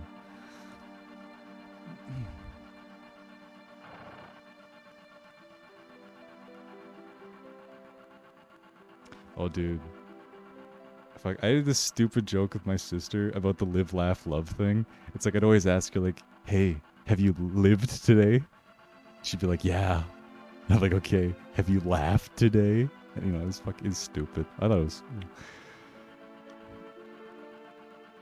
Yeah, like, this the thing is, it's just, it's subtle things. Like, actually, I don't even think it's just Japanese things. I just think that this is the one important thing that I noticed because it's like, it's just the fact that this is a foreign language to me, and that it takes me a longer period of time to read through everything and to actually consider its meaning. It's just like, the longer you take to read through something, you know, it's just like you have more time to actually process what it means, you know? And just so there's something beautiful when you learn a new language is you actually need to like, and you read like a classic story or play a game, it's like you actually consider, because your playtime will be like 18 times longer, you know? And so you'll just spend more time kind of looking at the text, actually trying to understand what people are saying, and saying like, you know, what is his social standing? Why would he say something like this? Because you're always searching for meaning. And it's just like, you know, but where if you're just playing an English game, it's more like you just kind of glance over it, you get the gist, and then you hit the next button. You just glance over what they say, you hit next, glance over, hit next. And especially if you're doing something like a fucking stream or something, you're constantly just like, oh no, I'm scared that people are gonna find this uninteresting, so I just need to skip through all the text. You know, I just want to get to the action, shit like that, right? But that's the thing that I really wanted to fucking do with this is just like, you know, well, number one, yeah, like, you know, I'm trying to learn something here, but then the other thing too is just like, you know, I needed an excuse to be able to play games slowly. And it's like, what's the fucking excuse? Dude, it's Japanese, you know? Like, I can fucking take all the time in the world I want, you know? But maybe, you know, I don't know, I just, it's been, like, I mean, fucking, this game is a fucking, you know, joke of a translation, so, you know, that wouldn't apply in this case, but... I mean, I shouldn't say joke of a translation. Again, the fucking, you know, presumably there's a bunch of working standards. Like, you know, legitimately, I'd imagine whoever did translate did a fantastic job given circumstances and stuff like that. But because I really don't want to shit on people, because too, like, look at this technology I fucking have, right? I have all these websites that will show me every single kanji in the world, right? I have this Google Translate where I can literally draw a fucking kanji if I don't know how to read something. You know, I can do this, and then all of a sudden, oh, that's kyaku, that's, you know, customer. You know, and then, oh, I can, okay, quickly look at, here's my grammar reference that literally talks about every single grammar thing in Japanese, you know? And I also have a Japanese dictionary. And all of these things, with a single fucking click, I can get to them, right? And like I'll look at all these fucking words, all this shit you didn't have in, you know, what is this, 95 or something like that, right? So it's just like, you know, English-speaking countries, their understanding of Japanese has increased so much, and we've just been able to gather so much more detail and stuff like that. So it's like, you know, really, like, whoever the fuck did this, they probably translated it with like literally like a hard copy book. They literally had to open a fucking book and look in a dictionary to figure out what a word meant if they didn't know what they means. And if there's like a grammar thing they didn't know what it was, they're fucked. They can't just do a fucking Google search and figure out, oh geez, what does this mean? So it's like, you know, it's easy to make fun of this fucking translation, but it's like the people who worked on this, like, I mean, assuming it is really just that one fucking guy, I mean, like, good for him, dude. Like, shit. Like, I couldn't deal with that shit. Hope everything works out, man. You know what? I think everyone needs just quiet times, quiet, chill times. Fuck, I didn't mean to talk to you. Because it's just like, I don't know, a lot of crazy stuff, you know, last couple of years and everything. I mean, like, probably everything's always crazy all the time, but you just only really remember what's happening now or everything. I don't know if that's the case, but it's just, everyone just needs a nice house, a nice home, you know, friends around them, and it's just, it's hard to find that sometimes. And she's just saying, hey, Cloud, hey, let's look at this together. All right, it is this is a display of the Midgar train track. It's okay. It's just a map of the train route for Midgar. If we look at it together, I think it'll be kind of fun. I'll explain as we go, or I'll explain it to you. Oh shit, dude! 23 years. Holy cow! Dude, no, that's fucking seriously. That is a great. I fucking cherish that relationship, man. I have this horrible habit of fucking dropping friends left and right in my life, and it's just like shit. It catches up to you. Eventually, you just fucking find yourself being kind of lonely, you know, fucking regrets and shit. So, even though you guys are living in different cities, having a fucking friendship that lasts is fucking. It's important, dude. So, you know, I hope you guys keep that up. I like things like this. Bombs, monitor screens, you know, all that kind of high-tech, all kind of high-tech things, you know, that's the kind of stuff I like. That's what she's saying there.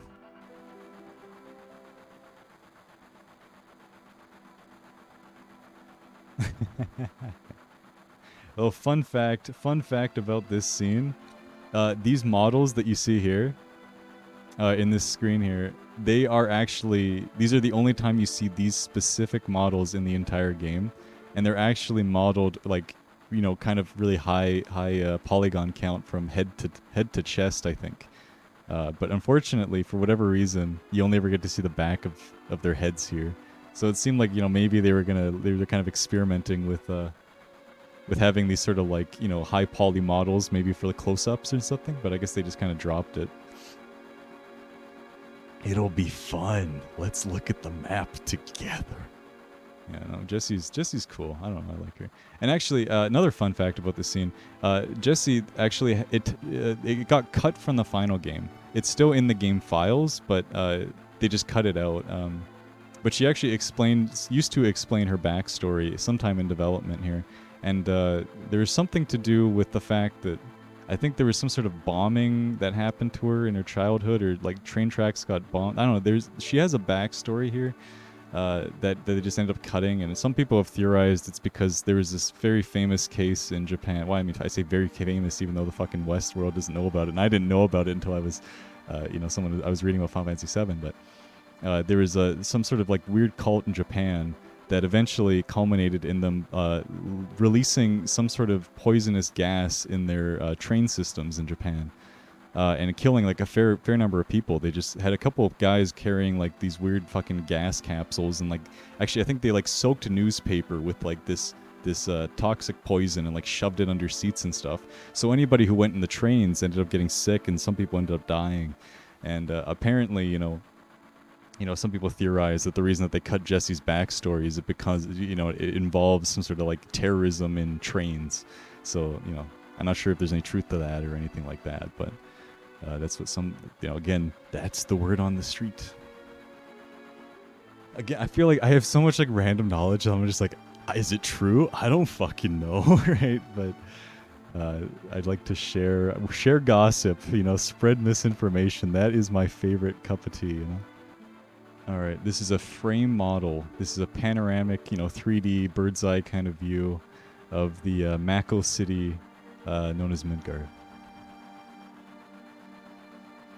Scale is around 1 in 10,000. Oh, is that the name of the cult? Oh yeah, that oh wait, no.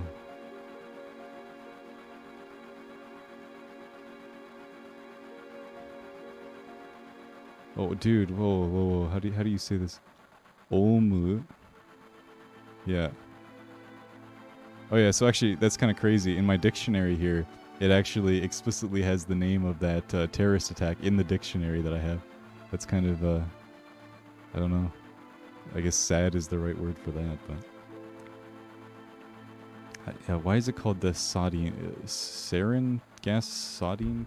Is that the kind of gas that they used? Is it called sodium? And Shinki Kyo. Shinri Kyo. So I guess Shinri means truth, and then the Kyo at the end is what you use in to teach someone. I think it's like Oboedu. So it's like they're called the Om teachers of truth. I'm not really sure what the Om means, but because like Om means parrot, right? So it's like that doesn't really seem right. It should, it's not the parrots that teach you the truth. I mean, I'm sure that there's a bigger reason why they're called the Om. Yeah. All right, and the upper the upper plate is about 50 meters suspended off the ground. Okay, so what's holding the giant plate up is one big pillar in the center and other pillars in every district. And these pillars are also called like mechanical towers. Yeah, so they also call them mechanical towers. And she's just whispering right now. The reactor that we took out is the one at the farthest north, the one furthest north. But from there, because that was number 1, you count them all the way. I guess there's 8 total, and all of these 8 reactors are what powers the electricity in the city.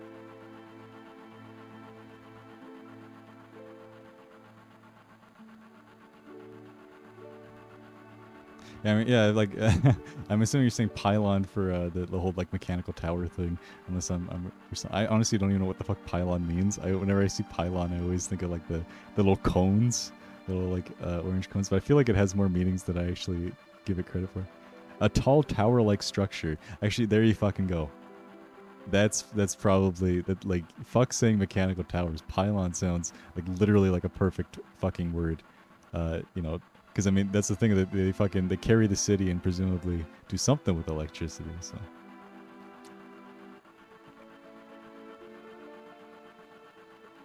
Oh yeah, and here's another like story moment that I fucking love in this game, right? Is each of these districts, right? Districts 1 through 8, they used to have a name, but nobody in Midgar remembers what that was.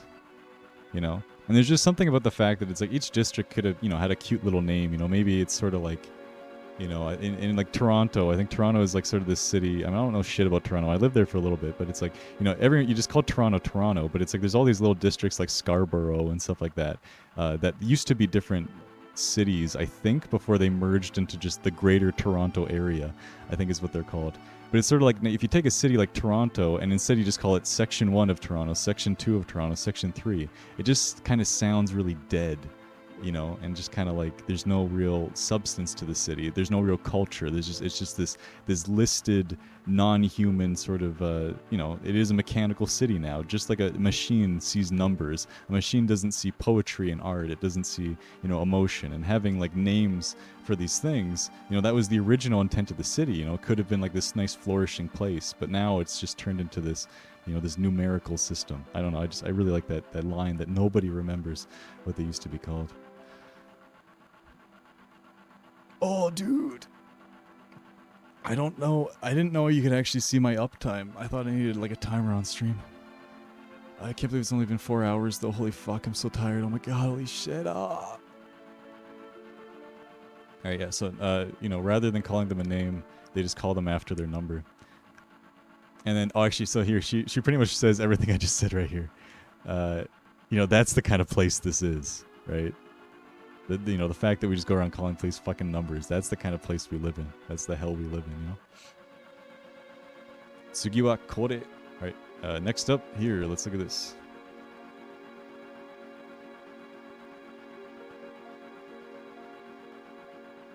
Yeah. Like, I don't think they really go into huge detail as to what really happens, because like, I mean, I think you spend most of the game like under the plate, really, so you don't really get to see what's happening up above there. But, I mean, it's kind of weird because it's like they use the section names, or maybe the sections are for the bottom, because I know you run into like sector 4 or something like that, but like that's under the plate, so maybe it's just like you call both above and below the plate the same sector. I don't really know how they really go about that. But. All right, this is the route of the train that we're currently running on.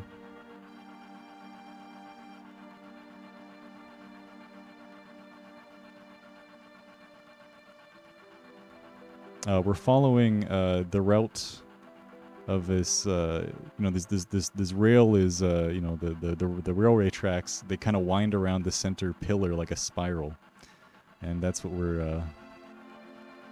What our track is currently riding. And right now, actually, here's that kanji popping up again. We're probably right in the middle, right? We're right around the middle.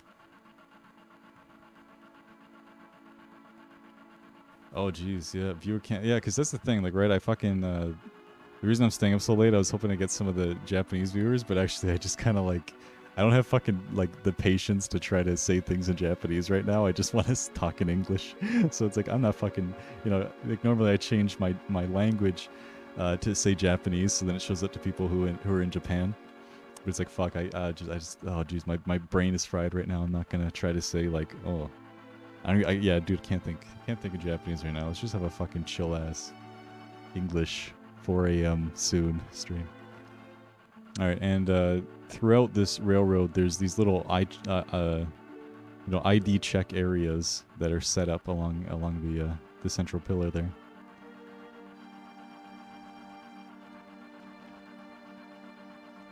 Is it? How do you actually pronounce that though? Suika. So I guess they're kind of transit stations, and they all have ID checks. Yeah, no, I appreciate you guys staying up so late. I mean, it's a party. It's a laid back. The caffeine has left me. That's the kind of party we're having, right? All right, so just about everything to do. You know, where passengers, how many people kind of are on the train. All that sort of information is checked against this computer in the central Shinra building. But that's just a conclusion by her. She thinks, you know, that's probably how it works.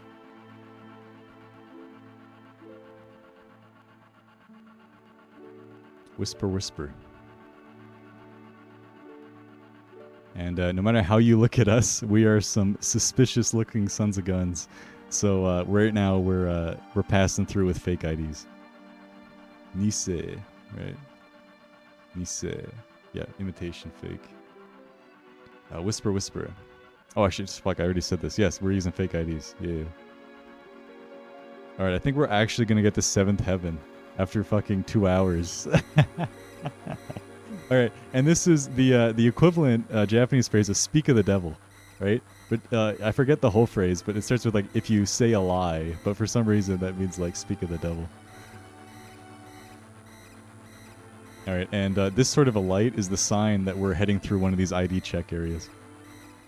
Oh, dude. Yeah, and right now, this is, when it becomes dark, okay, yeah, so because the ID checks are dark, there's a whole bunch of perverts on the train, which is kind of cute.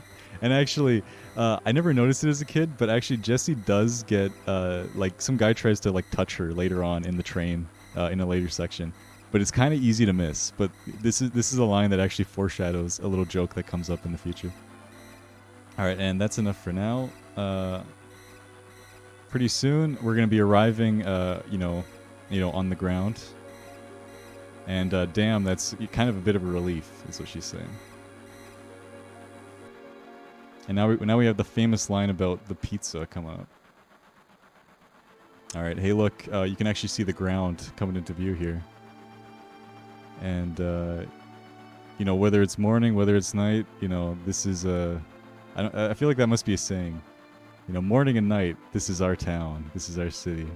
Or maybe it's just that he literally is saying, like, you know, just no matter how it is. Because, I mean, he's going to have this line coming up in a second where he says, like, it's kind of a shithole, but, you know, it's their city. You know, people have pride in their heritage, in their homes, even if it does look like a horrible fucking place, right? So, I mean, maybe this just has more to do with this. Like, even if it's morning, whether it's night, you know, that's our city, that's our town. And if only this the giant plate, you know, this giant upper section of Midgar wasn't here, we'd be able to regard, you know, the great gigantic sky.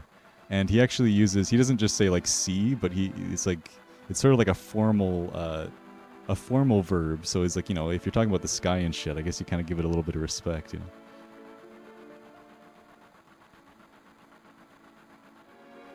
All right, a city floating in the sky.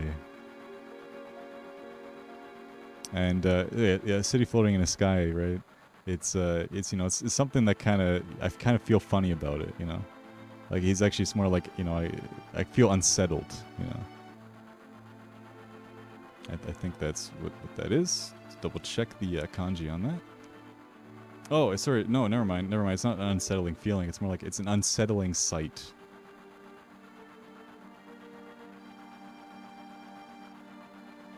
Like that's the thing. It's like so like if this channel existed and I was just starting to learn Japanese, like this is the kind of shit I would want to watch. It's just like, you know, I get the feeling like if someone was actually like, dude, you know, I got like my fucking Japanese homework coming out. Can you help me with this one thing? Can you explain this one concept to me? I mean, like that thing I'd probably struggle with because it's like, you know, I have these weird sort of like it's sort of self-taught knowledge, right? So I mean, I kind of struggle with actually answering direct language questions, but I'm sure I'll get better as fucking time goes on and everything. Yeah, dude, shit. I don't know. I'm undecided right now. Right now, I'm gonna be Mystery Man. Right now, you can. I'm sure there must be a nice nickname. You can call me Cool Guy. You know, there you go. We can go with Cloud's name here. Call me Cool Guy, because obviously that's the coolest fucking name ever. I mean, probably I will, you know, just ditch that later. But right now, I will be Mr. Anonymous, Mr. You know, man behind the mouse cursor. You know, who could it be, right? And right now, Barrett's like, you know, he's kind of surprised. It's like a thing of surprise. Like, you know, I didn't really think that you'd see it that way. You know, I'm surprised hearing that coming from you. You know, and especially, I guess, yeah. It's like he's surprised, right? Igai does it.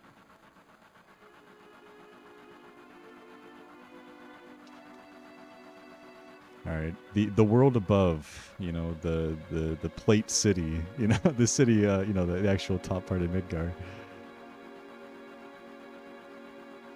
All right, thanks to that rotten pizza. There's the wonderful famous line.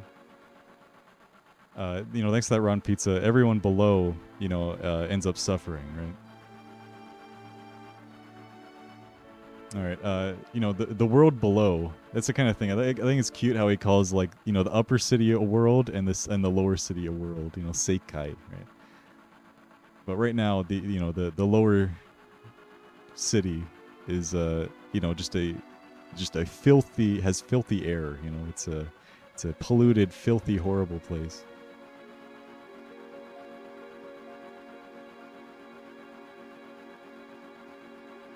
And on top of that, you know,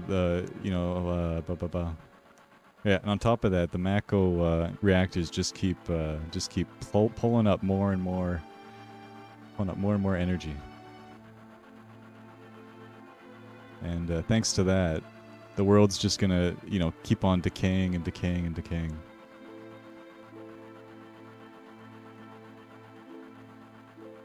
And soon, you know, there won't be anything left to, you know, keep us from having, or keep us having clean air.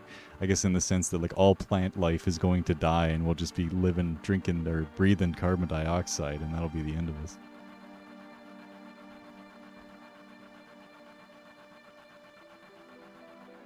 And then Cloud right now is saying, so he's like, why don't people just move up? You know, if it's so shit down here, why don't we just move upstairs? You know, move up to the plate. Yeah. It's just, dude, like, there's just seriously, this is the one thing. Again, here's another rant. It's just really like something that was really fucking important to me, because you know, just watching other streams, right? So it's like, what's the point of making a channel just like somebody else, right? So it's like, what can be something that's important? And it's just that actually during university, I had a assignment where I had to do some sort of a weird podcast. Like I had to pretend to be a psychologist, and mine was who the fuck? I did Skinner, right? The guy who put cats in boxes and shit, right? And so I had to do a podcast about you know, about him, about his life, about his history and stuff like that. And it's just that you know, most people just kind of played it like really flat, right? And just kind of said like, "Hello, my name is, you know, fucking geez, I don't even, but just for instance, they'd be like, oh no, my name is Skinner. I've done all kinds of advancements for psychology. I've tried all kinds of theories. These are some of my theories, right? And just kind of lame. And then I was just like, hey yo, my name is Skinny, you know? And like I just was playing like a fucking weird role. And I thought it was hilarious. I had all these like weird jokes, like, you know, I was like, oh dude, you know, you might have heard this rumor that like I put my kids in cages, but no, dude, I didn't do that. It's a lie, you know. Like I just was playing like this weird fucking character, right? And what was nice about it is it wasn't just the teacher grading it; it was also the you know, the students would have to listen to other people's and give them some sort of a letter grade. And I just thought it was really cute because, you know, like just hearing other people say, people would say like, oh, dude, you should be like a radio host or whatever, right? And I mean, obviously it's just people being nice to each other, but I kind of liked it because it's, I don't normally, like I've been having this fucking microphone lying around for ages and ages. Originally I was going to record guitar stuff with it, but then, you know, it's nice that I actually got to use it. And like, you know, I cared about the audio quality, like, you know, I edited all the, you know, the buzzing out of it and everything like that. And it was just like nice to all of a sudden have like random people, because these people literally, we were doing online school, so I'd never seen any of these people, so they had no reason to ever, you know, be nice to each other other than common courtesy of man and stuff like that. And it was just cool to, like, you know, I was like, oh, okay, so maybe I should do something with that if apparently I can, you know, because I was just kind of having that loose attitude, you know, and that apparently, you know, that maybe isn't so common, right? And you know, I was hoping I could try to do something interesting with that. Okay, hold up. Anyways, sorry, fucking Cloud was saying, why the fuck don't they move upstairs? You know, move up to the top plate. And then Barrett gives an initial reason. He's like, well, it's probably because they don't have money, right? But then he says, oh wait, you know, actually, he kind of, you know, rethinks that, and he's like, or, you know, maybe more likely is that no matter how dirty it gets, that they, you know, they prefer the bare ground, you know. So even though they could live, you know, up there and actually have like a higher air quality, you know, fucking have better jobs, you know, probably live with less fucking like vandalism and shit happening, they choose to live under the plate just because they love the bare earth, you know. And I think that kind of comes out with some sort of irony with the fact that it's like the air is polluted, but, you know, they can actually have, you know, like soil under their feet, which is kind of cute. They want to stay grounded, yeah. I mean, it'd be kind of fucking weird, you know, if you lived in this weird cyber state where, you know, probably people who were born on the upper plate might literally live their entire lives never stepping foot on the ground, you know? Like that's a real fucking possibility, which is kind of like, it's pretty cyberpunk if you ask me. All right, and he's saying, okay, I understand. So, like, no one would just live in the slum because they like it. You know, he's like, there has to be some other, you know, reasons.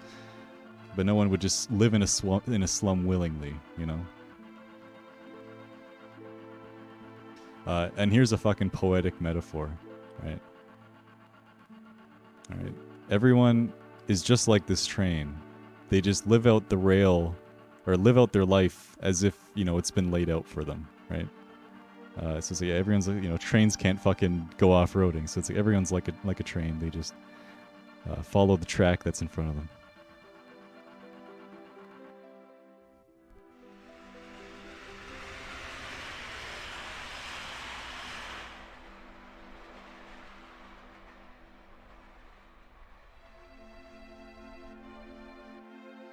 Yeah, fuck. I mean, well, guitar, I'm garbage. It was I don't know. I played it a lot in high school, but it's like I like to fiddle, you know.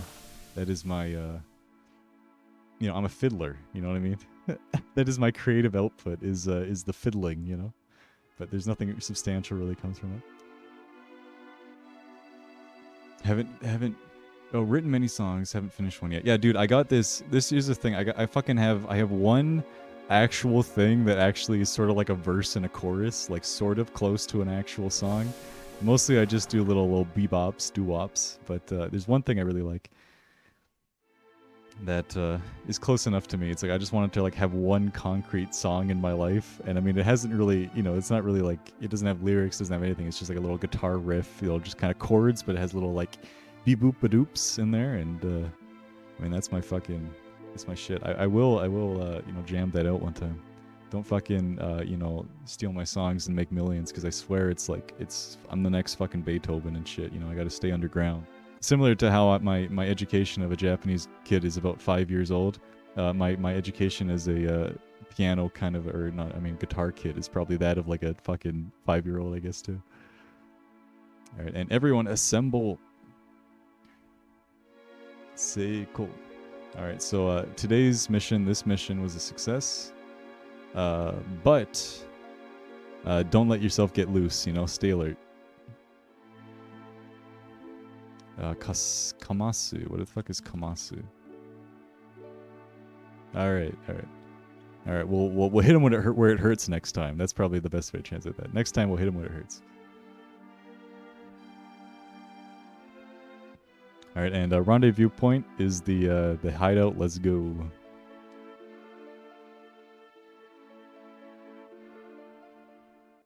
Okay, and there's this. I don't know. I really like these couple. I think they only show up like twice, but they kind of have a cute little line here.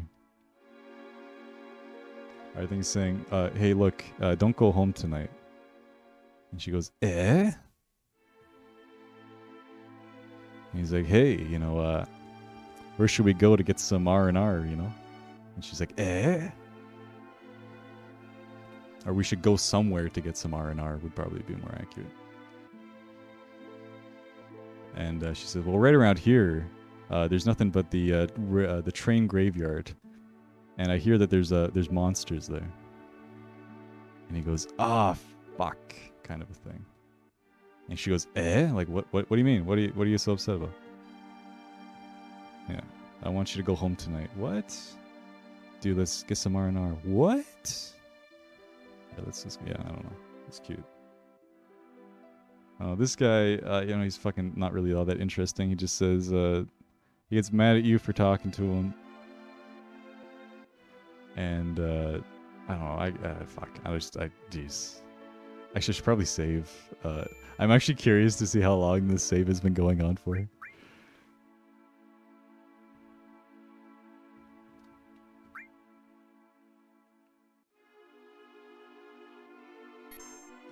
Alright, what's it gonna be? It's probably gonna be, is it been 2 hours, 2.5? 2 hours and 42 minutes. Jesus, and we're only here. We're only here.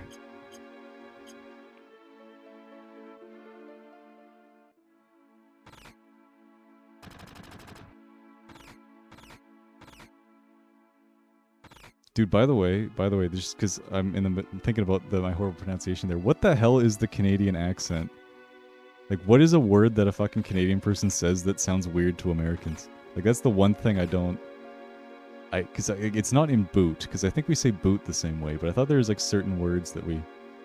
Like, toque? Like, hey, oh, it's cold outside, I'm gonna put on my toque. Like, I swear, like, maybe that's a word that is different, but otherwise I don't really know which ones are...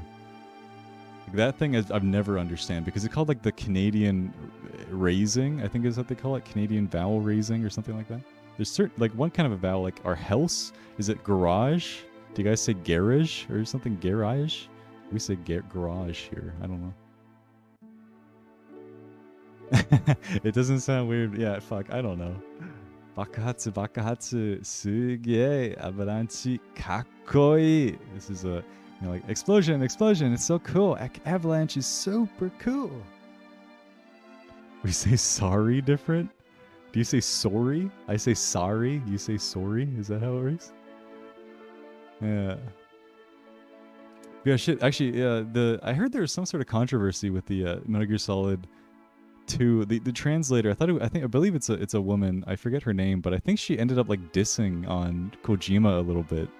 I don't know if anything came of that, but I think it was like she had an interview with Hardcore Games 101. I think that's the name of the site, where she kind of was like saying that Kojima doesn't know how to write or something. She was saying like he can't like, I think this is her quote, was something like, if Kojima was in, a room of Hollywood writers for 5 minutes, he wouldn't know what to do or something like that. Or he couldn't last 5 minutes in a room of Hollywood writers. And what she was trying to say is that Hollywood writers are garbage, because like she's like an actual writer, I think. I'm not sure if she's published or something, but I think she's actually like, fucking sophisticated. Hey, I write things. And she was saying that like, dude, Kojima doesn't know how the hell to have any sort of story progression or something like that. Oh, do I really say sorry like an American? Oh my fucking god. Dude.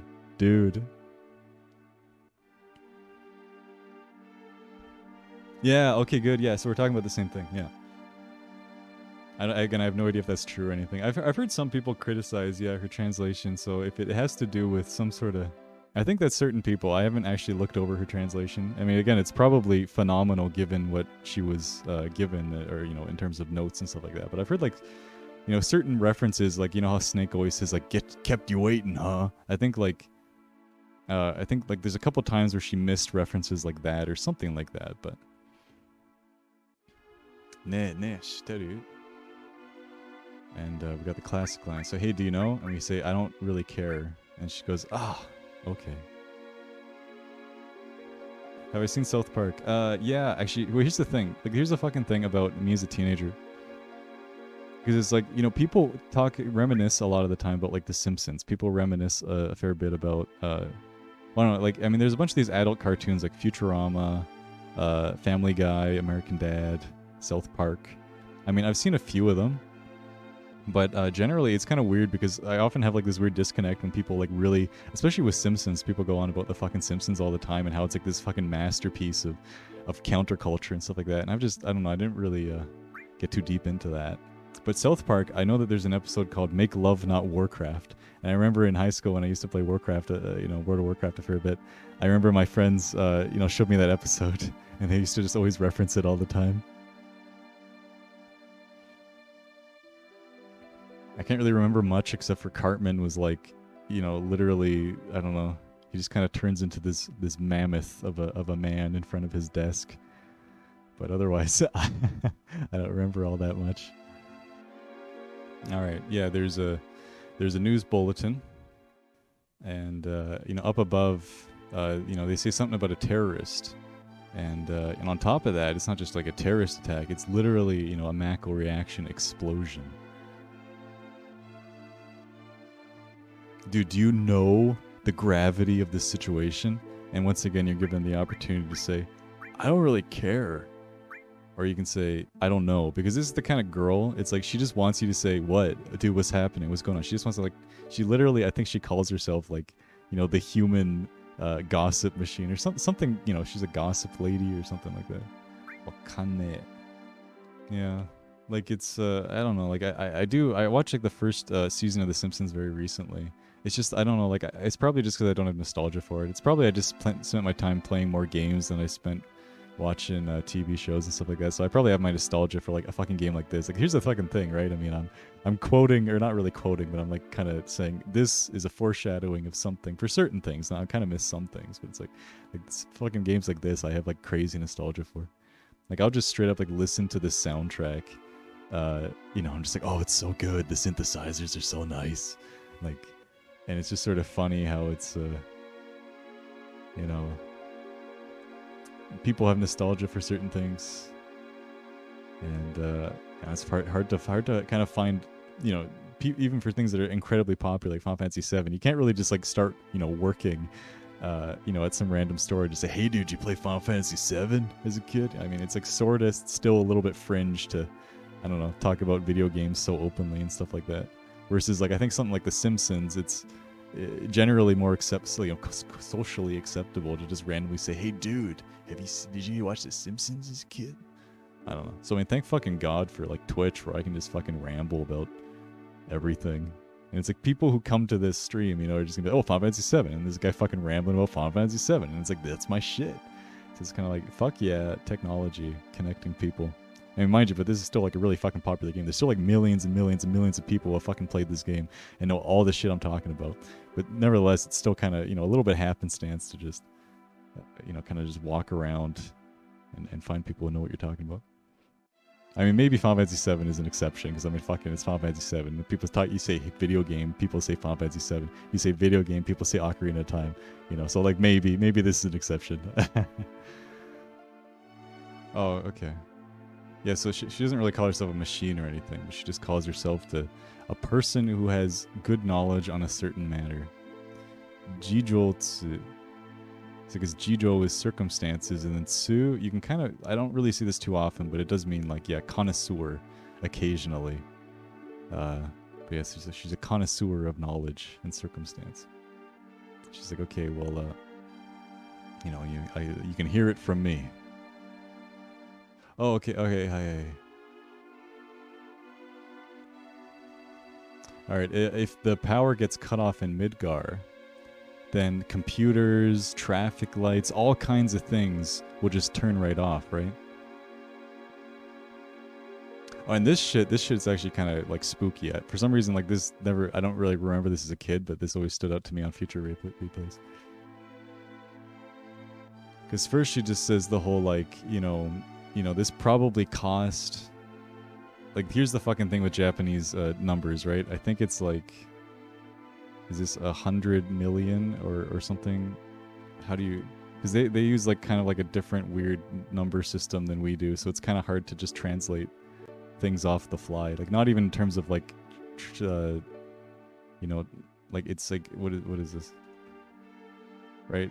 So it's 100 million. This is 100 million gil.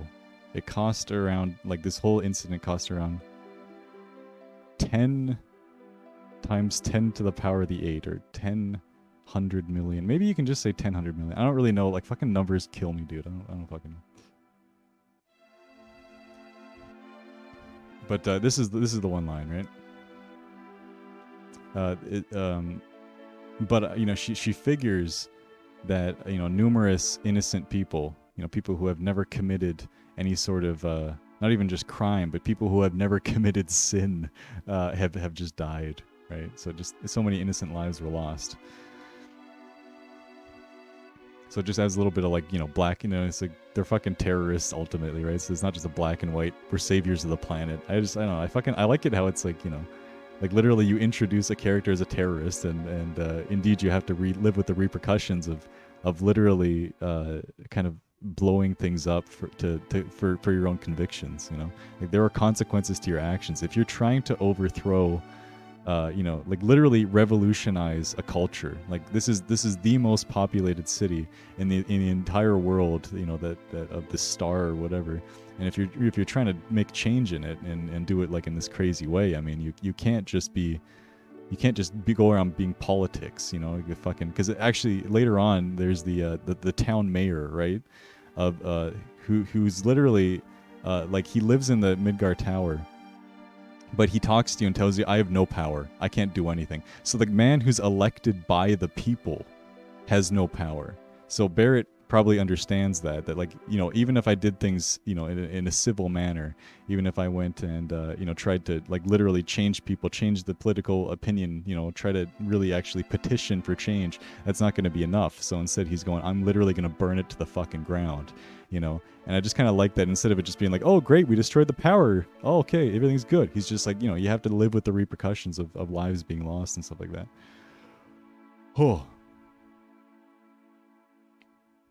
Oh, by the way, here's the wonderful thing, right? Is you're fucking, you know, you're just drawing shit, right? Is you really don't have to be good in order for it to work. You fiddle with it, you know what I mean? Like, it's just like good enough, and you can get what you need. And half the time I can't even fucking read the kanji properly, but I just scribble and it just works, you know? I'm fucking, as long as you know the stroke order. That's the fucking thing. Like, if you just looked at this and you didn't know, maybe you drew it bottom to top or something, like I mean, obviously I'm doing it fucking slow, but I bet you Google Translate won't even understand. It's like, it's not even going to give me anything that, even though that's a pretty close representation of that, in my opinion. It doesn't know what to do. It's just really like, if you know the stroke order, you need to go top to bottom, left to right. And sometimes there's exceptions with certain words. You got to be really careful. But if you know the stroke order, and it's not, even if it's like, you can know the stroke order for kanji you don't even know, as long as you know, like, because every kanji is just made up of little kind of things. Like the bottom of this kanji, I don't know if you can see, maybe, like the bottom of this kanji has this one shape, right? And this itself has meaning, right? But then also, like, this part over here has this little hat on top. But it also, how do I get rid of this? It also has this little thing. Oh fuck, I accidentally deleted it. Which means good. But if you take the kanji for good and you add a hat on it, suddenly now that means eat. You know, it's just like, but like, because you know the stroke order for good, and then, I mean, the fucking hat thing is just a fucking hat thing. Like, now all of a sudden you know the stroke order, you can fucking type things a million miles a minute. Like, I don't know. Like, kanji's hard because there's tens of thousands of kanji. But the thing is, there's not tens of thousands of parts of kanji. Like, you're gonna, if you just if you fucking practice long enough, you'll pick up on a couple things. Do I like Star Wars? Well, still, no, thank you for the, I like, you know, like, I think that they're literally just like well-made films, but I'm not like super into the lore. I've never read any books or anything like that. Never really played any games. Anyway, sorry, I gotta fucking finish this one thing so we can, hold up, because Tifa, we gotta fucking meet Tifa. I don't even know why you want to, like, Jesus Christ, we're gonna meet Tifa at fucking 5 in the morning at this rate. Okay, alright. Oh, and this is like, here, this adds even more fucking black or gray. So it's like, number one, I talked about that whole thing about, you know, the fact that you're making change through killing people. But then she even adds an extra layer of gray, right? By saying, you know, so even though he killed a bunch of people, it happened in the dead of night, right? So it's like, it's you know, there's a good chance that people were taken in their sleep. They never even woke up, you know? So it's like, that's really weird. Instead of just saying, fuck terrorism, she's also saying, well, hey, at least they were asleep. It's just that added layer of gray, which is just, I don't know, there's something about this fucking game. It's just layers and layers and layers and layers and layers and layers. It's just fucking, it's cool. It's just a fucking cool game, dude. Oh, that's kind of cute. He actually yells at you if I was just standing around. And he's just saying, like, you know, quit messing around, quit lollygagging. That's how I would probably translate that. And I think these are the guys that just got kicked out of the bar. He's like, my god, dude, what on earth is going on tonight?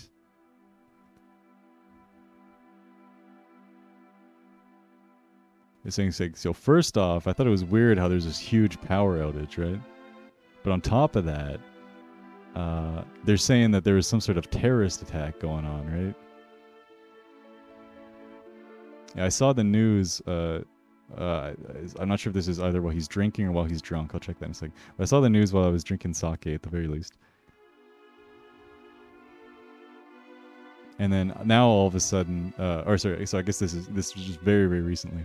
But then all of a sudden I was, you know, fucking chased out of the store. It's like fucking, you know, hell of a night, man. Tamada ne. That's one hell of a night. I wonder, I just gotta double check if that means he was drinking or if it's like some slang for drunk. Sake kaku dai. Actually, yeah, this is the thing, it's so cute when you find people asking like pretty much like the same question as you. It's just like fucking, I have sympathy for this man. I understand your pain. To drink alcohol in a hurryingly, right? I don't really know why that would be. Oh, wait. Yeah, there's some, I don't know, there's something about like the like the hard ku here. Sometimes you see it and it means like some sort of impact. I don't really. Anyways, the point is he's drinking his life away. Yeah, exactly. Okay, he's just saying the same thing they said before. Get your ass in there, quit loitering. New music for a change. She says, "Father, Dad." And then she realizes, holy shit, dude, you're nowhere close to my dad. I'm running away. And she's saying, why aren't you welcoming Cloud home? Or saying, like, you know, I guess it's the tradition, right? You say Okaidi when you're fucking Japanese and you come home. So it's kind of cute, right? So it's like Tifa's saying, this is Cloud's home, effectively, in this line. It's like, why don't you wish him, welcome back.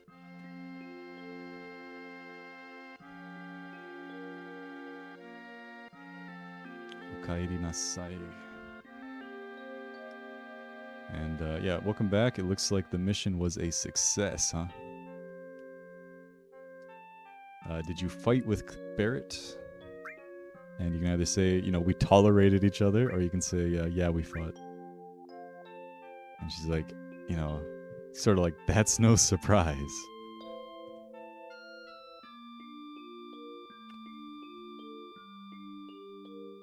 Yeah, and so Barrett's that kind of a guy, and you have always been getting into fights since, getting into trouble since you were a kid, right? I was a little worried, honestly. Maybe not honestly, but she was a little worried. Chotto dake shinpai shita.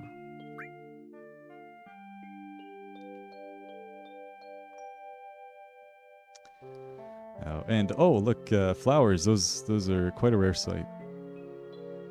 You don't normally they don't normally bloom in the slums. Oh shit. Kuru chiku. Oh my god, that would have been fucking perfect. It's okay, we got Eris coming up. Can you actually, does this actually mean chick? I'm sure we can just say that's close enough to chick. I'll just double check to see if they do have a fucking katakana for chick.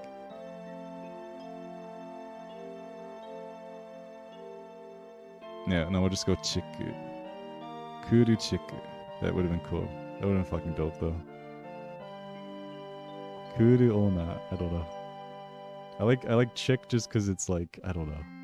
It's probably like wrong. There's a very specific way. Well, here's the thing. Like whenever you have like borrowed loan words, they're not always like intuitive how you spell them. So it's like if you're just to guess, like actually Final Fantasy, for instance, is a great example of this because it's not like Final Fantasy. Like that's what like like you can have like that's how I would guess it to be. At the end one being she, fantasy. Because that's how you say fantasy. There's like a sh, s, fantasy. But they actually, in Japanese, they say Final Fantasy. It's G for some reason, fantasy. And it's like, you just have to know that that's how they say it. There's also, what was the other one? There's something like battery. There's some like weird one with, was it electricity?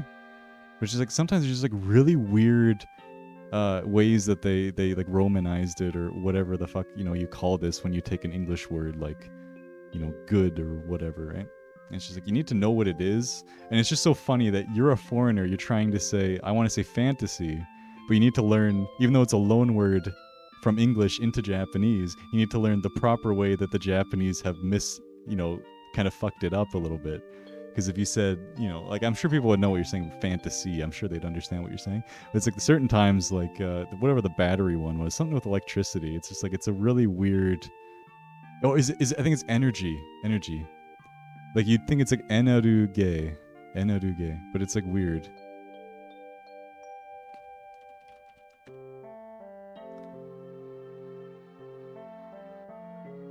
Like actually, so I guess it'd be more like energy, right? But it's more like energy.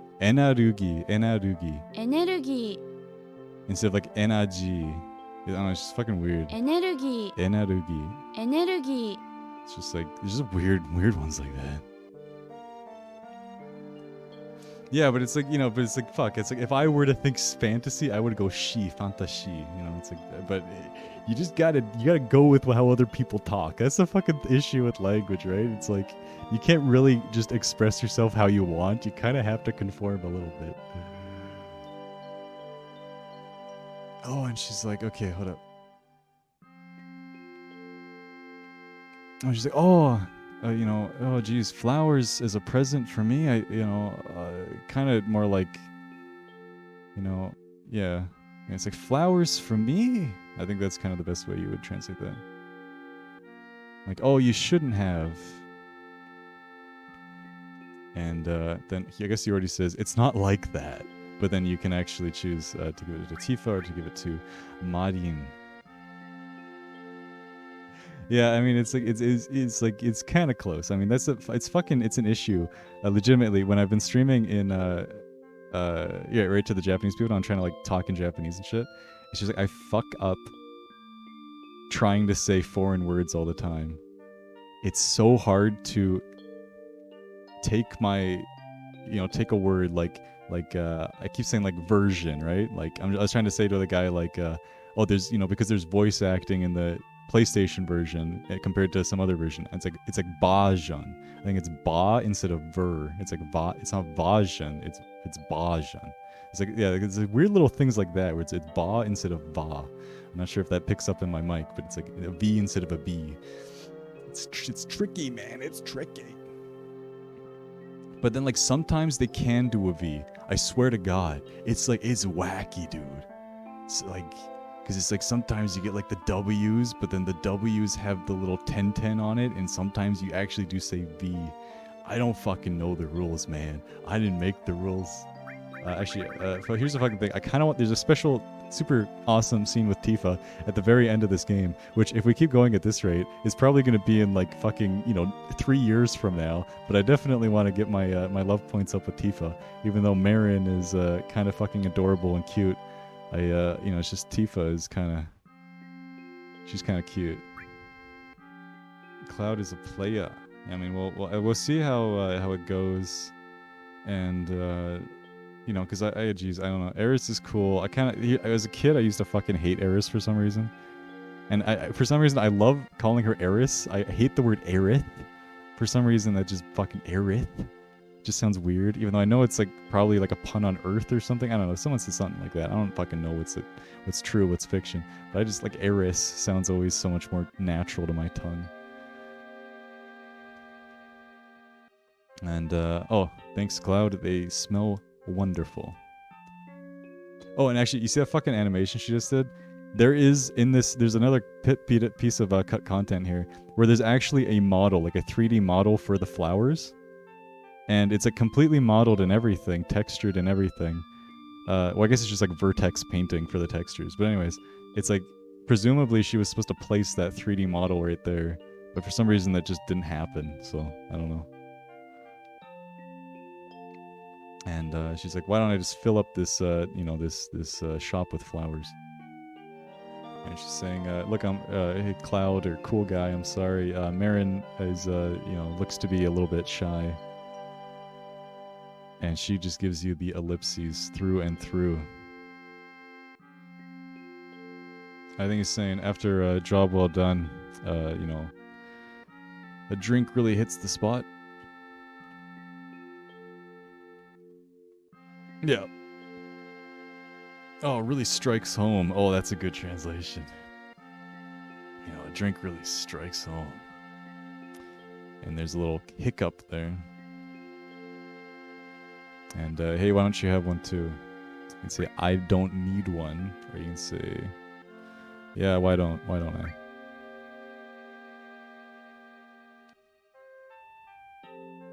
And he's like, hey, that's the spirit. He's already a little bit drunk.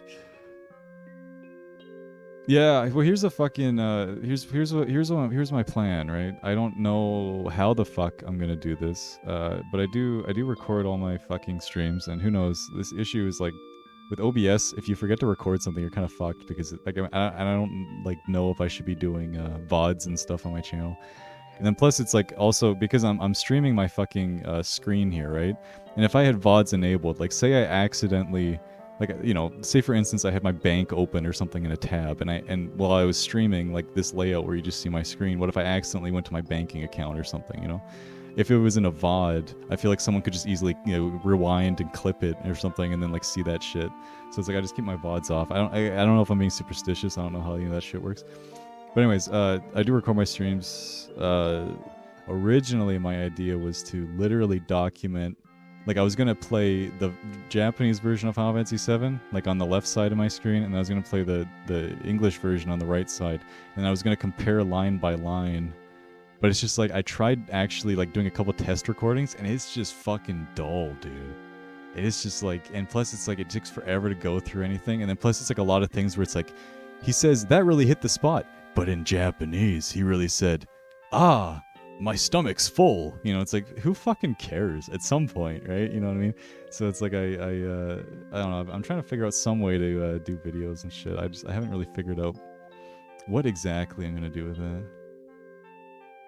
Yeah, it's just, yeah, shit, right? But it's like sometimes there's like little things, like what if I, you know, I'm just like, oh, I'm gonna open up this fucking PDF or something, and what if it's like, oh, but like my history, you know, shows up, and it's like, oh, geez, you know, there's something bad, or maybe I open up my files, and then maybe I, you know, like my resume or something, maybe it has my name and the actual file name or something like that. There's just like little things that you could just really easily mistake, because I mean, constantly, right, like I click this and I open up Paint and stuff, and it's like, well, what if I have something there by accident? It's just like, fuck, you know, I'm spooked to that shit. At the very least, the best thing I can be doing is just getting used to talking to a, you know, live audience and just trying to, like, legitimately, I fucking, like, listen to these videos and say, you know, how is the intonation? Did it sound like I was trying too hard to be entertaining? You know, because there's like, you know, I watch a bunch of other Twitch people, and just like occasionally when you see, yeah, I think I meant to mention this before, but it's like occasionally you see people and all that they do is react to the game, you know, where they're just like, no, oh no, I got hit. Oops. Oh, I'm going to attack him now. Oh, here we go. Like, there's just that kind of narration I fucking hate, you know? But the other thing too is just like, if you know, when you start a stream and that first like fucking 20-minute period where it's like nobody showed up yet, you kind of feel like a fucking poser when you're talking to yourself, right? And it's just like that shit. It's like I need to, you know, be able to just be comfortable, have a natural intonation, you know, be able to actually fucking, you know, because ultimately, I mean, it's the weird thing that you don't really think about, but really, literally, it's fucking 4:20 in the morning. I'm sitting in my desk by myself talking to a computer monitor, right? And it's just like, but what ends up being created is this really weird fucking situation where it's like you are typing text, like other people around the world are typing fucking text, and to me it feels like a literal conversation. Even though this is more or less me hallucinating the fact that, you know, the people who are typing to me, you're actually people, you're not robots, you know, and that we're having some sort of a conversation. Like but to some extent, it's like this weird extrapolation where it's like, you guys aren't anything but visual stimulation for me, which a conversation has, you know, fucking words and stuff. I use my ears, but when I'm streaming, instead, the conversation is visual on one side, but then I speak, but I read your response. It's really like this fucking, like, really weird thing, but somehow to me, I can hallucinate enough of a conversation to make it sound natural. But it is sort of like this specific zone. And what I noticed too is if I ever pause the music, all of a sudden the illusion gets lost a little bit, and I get a little bit nervous, and I'm like, you know, I just like, there's this weird thing where it's like, oh god, I gotta get the music started as quick as I can, because it's kind of awkward and weird all of a sudden, because there's like no background music, and like all of a sudden I'm like aware of, like, you know, the weird sounds of the night, and I've suddenly become more aware of the room around me, you know, and it's all of a sudden it's just fucking free. But then, oh jeez, we got the music. Oh fuck. Oh thank God. Okay, fuck. Right? It's like, oh jeez, we're taking a breather. Everything's good again. You know, it's just, I fucking think hard about the fucking stream experience, man. It's sorry for making that fucking existential and shit. Comfort taste time. Yeah, no, I'm generally just reviewing a couple of my videos. I'm happy with them. They make me laugh. I like listening to my shitty English, and sometimes I make shitty Japanese. And sometimes I make like the dumbest mistakes, like the word oishi. Oishi means like tasty. It's like literally you fucking learn that Japanese 101. And for some reason, when I was talking to a Japanese guy last stream, I said yoishi instead of oishi. I put a yo in front of it. I'm like, why the fuck did I do that?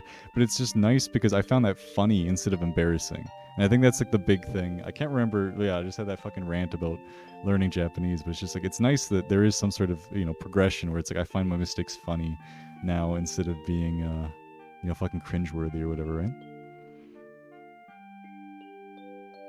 Oh. Yoshi, okay. Fuck, I gotta fucking, dude. Oh, jeez, I gotta fucking translate shit. It's a translation channel. My name is Retranslation. We're about to fucking translate shit. Oh, I don't know. Okay. All right. So he's like, you might be an ex-soldier, but to us, you're still a newcomer. And newcomers, they always follow what their what the old timers say. You know, it's a zettai. It is an absolute rule, dude. But I think afterwards he says, but don't tell Barrett I said that or something like that, right? Yeah. Okay. Hey, here's a fucking random shit about this line. So yeah, don't tell Barrett. But this niwa naisho dayo.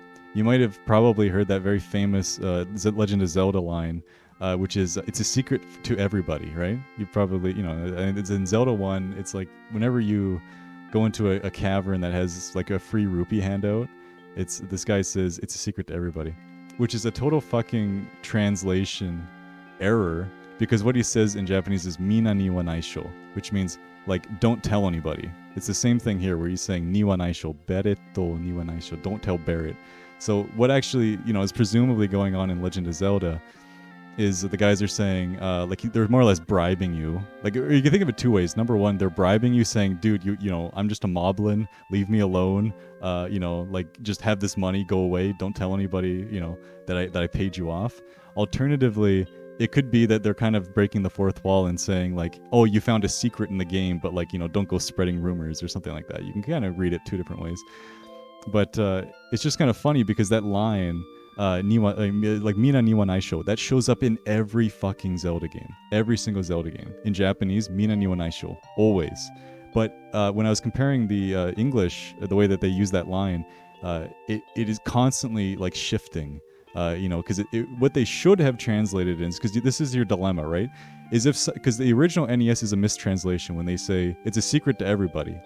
That's wrong. That is just completely wrong. But then in every single Zelda game, when they reference that line, you have to make that decision. Do you translate it as it's a secret to everybody, or do you translate it as keep quiet, or don't tell anybody, keep it to yourself? Yeah, any of those would be like good translations.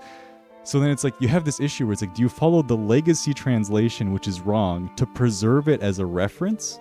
Or in your installment, do you translate it correctly, and then maybe in new installments start referencing the proper translation?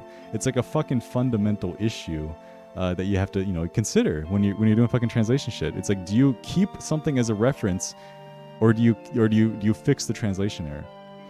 And it's just like, just seriously, mina niwa naisho. You'll fucking every single Zelda game you play, somewhere you'll fucking find that line. So that's what it means. Just fucking naisho, whoever the niwa is pointing to. In this case, Barrett, but mina means everybody. So mina niwa naisho. Keep that in mind. That's fucking years of experience right there, man. Hey, Cloud.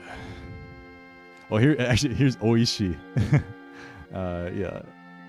Tifa's cooking is pretty fucking tasty. And Paku Paku. Hey, you want to fucking hear another digression? Paku Paku.